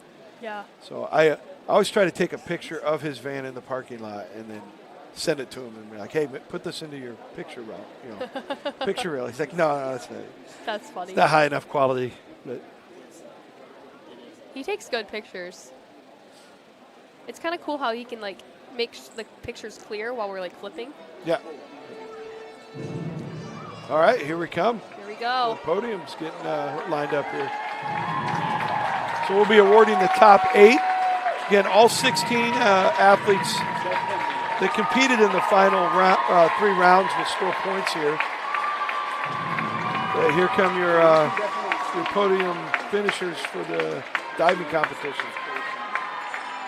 We'll turn it over to Corey Hars with the introductions. Ladies and gentlemen, please just direct your attention to the award stand for the Diving Awards presentation.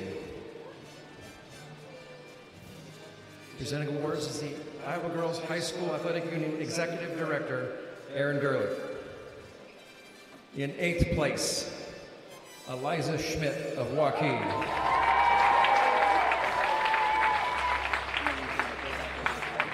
In 7th place, Neely Strite of Waukee.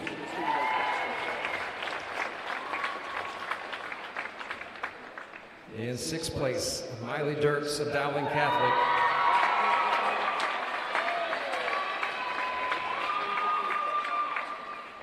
In 5th place, Nora Nickel of Grinnell.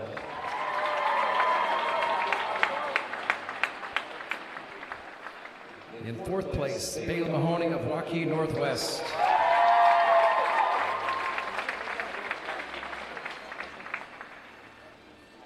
In 3rd place, Emery Braunschweig Norris of Southeast Polk.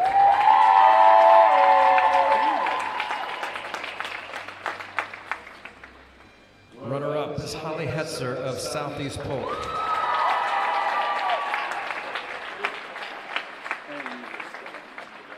And your 2025 state diving champion for the 2nd year in a row from Grinnell, Cameron Russell.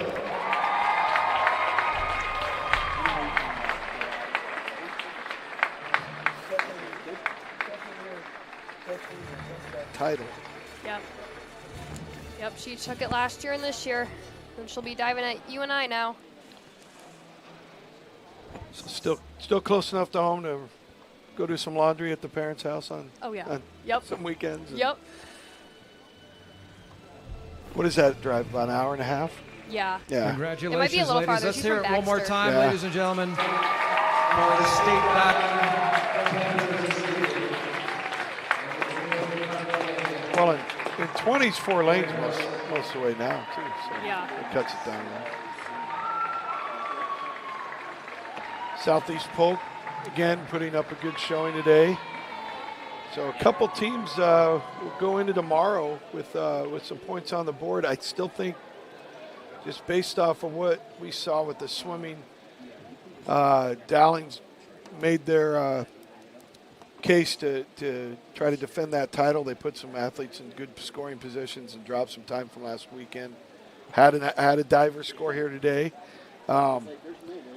Ames looked good. Cedar Falls had some good swims out of a younger team, and Linmar also had some solid swims today. But so far, this meet is the venue change is still an exciting event, both on the swimming side and the diving competition. So that'll be it for diving here from Iowa City. Tristan, do you have any final thoughts? It's a pretty exciting day. You'll see Cameron Russell will be diving in college as well as Bailey. So it'll be exciting to see them continue their career.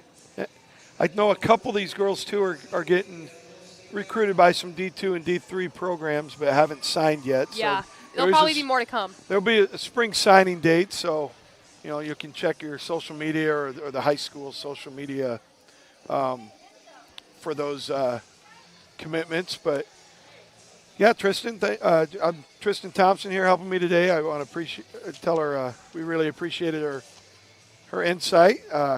Thanks for having me. Much better than listening to me try to explain the dives. So tell Coach Nick and Coach Ben we say hi. And will do. Again, we'll be back here tomorrow. I think we're signing on about 11:45 for the we'll have a couple of awards, and then we will have the swimming finals taking place here from the CRWC on the campus of the University of Iowa here in Iowa City. I want to thank all the coaches and officials and volunteers that helped out today. And we'll see you back tomorrow here on the Girls Union Network powered by Mid-American Energy for the final swimming competition of the 2025 Iowa Girls High School Athletic Union State Swimming and Diving Championships.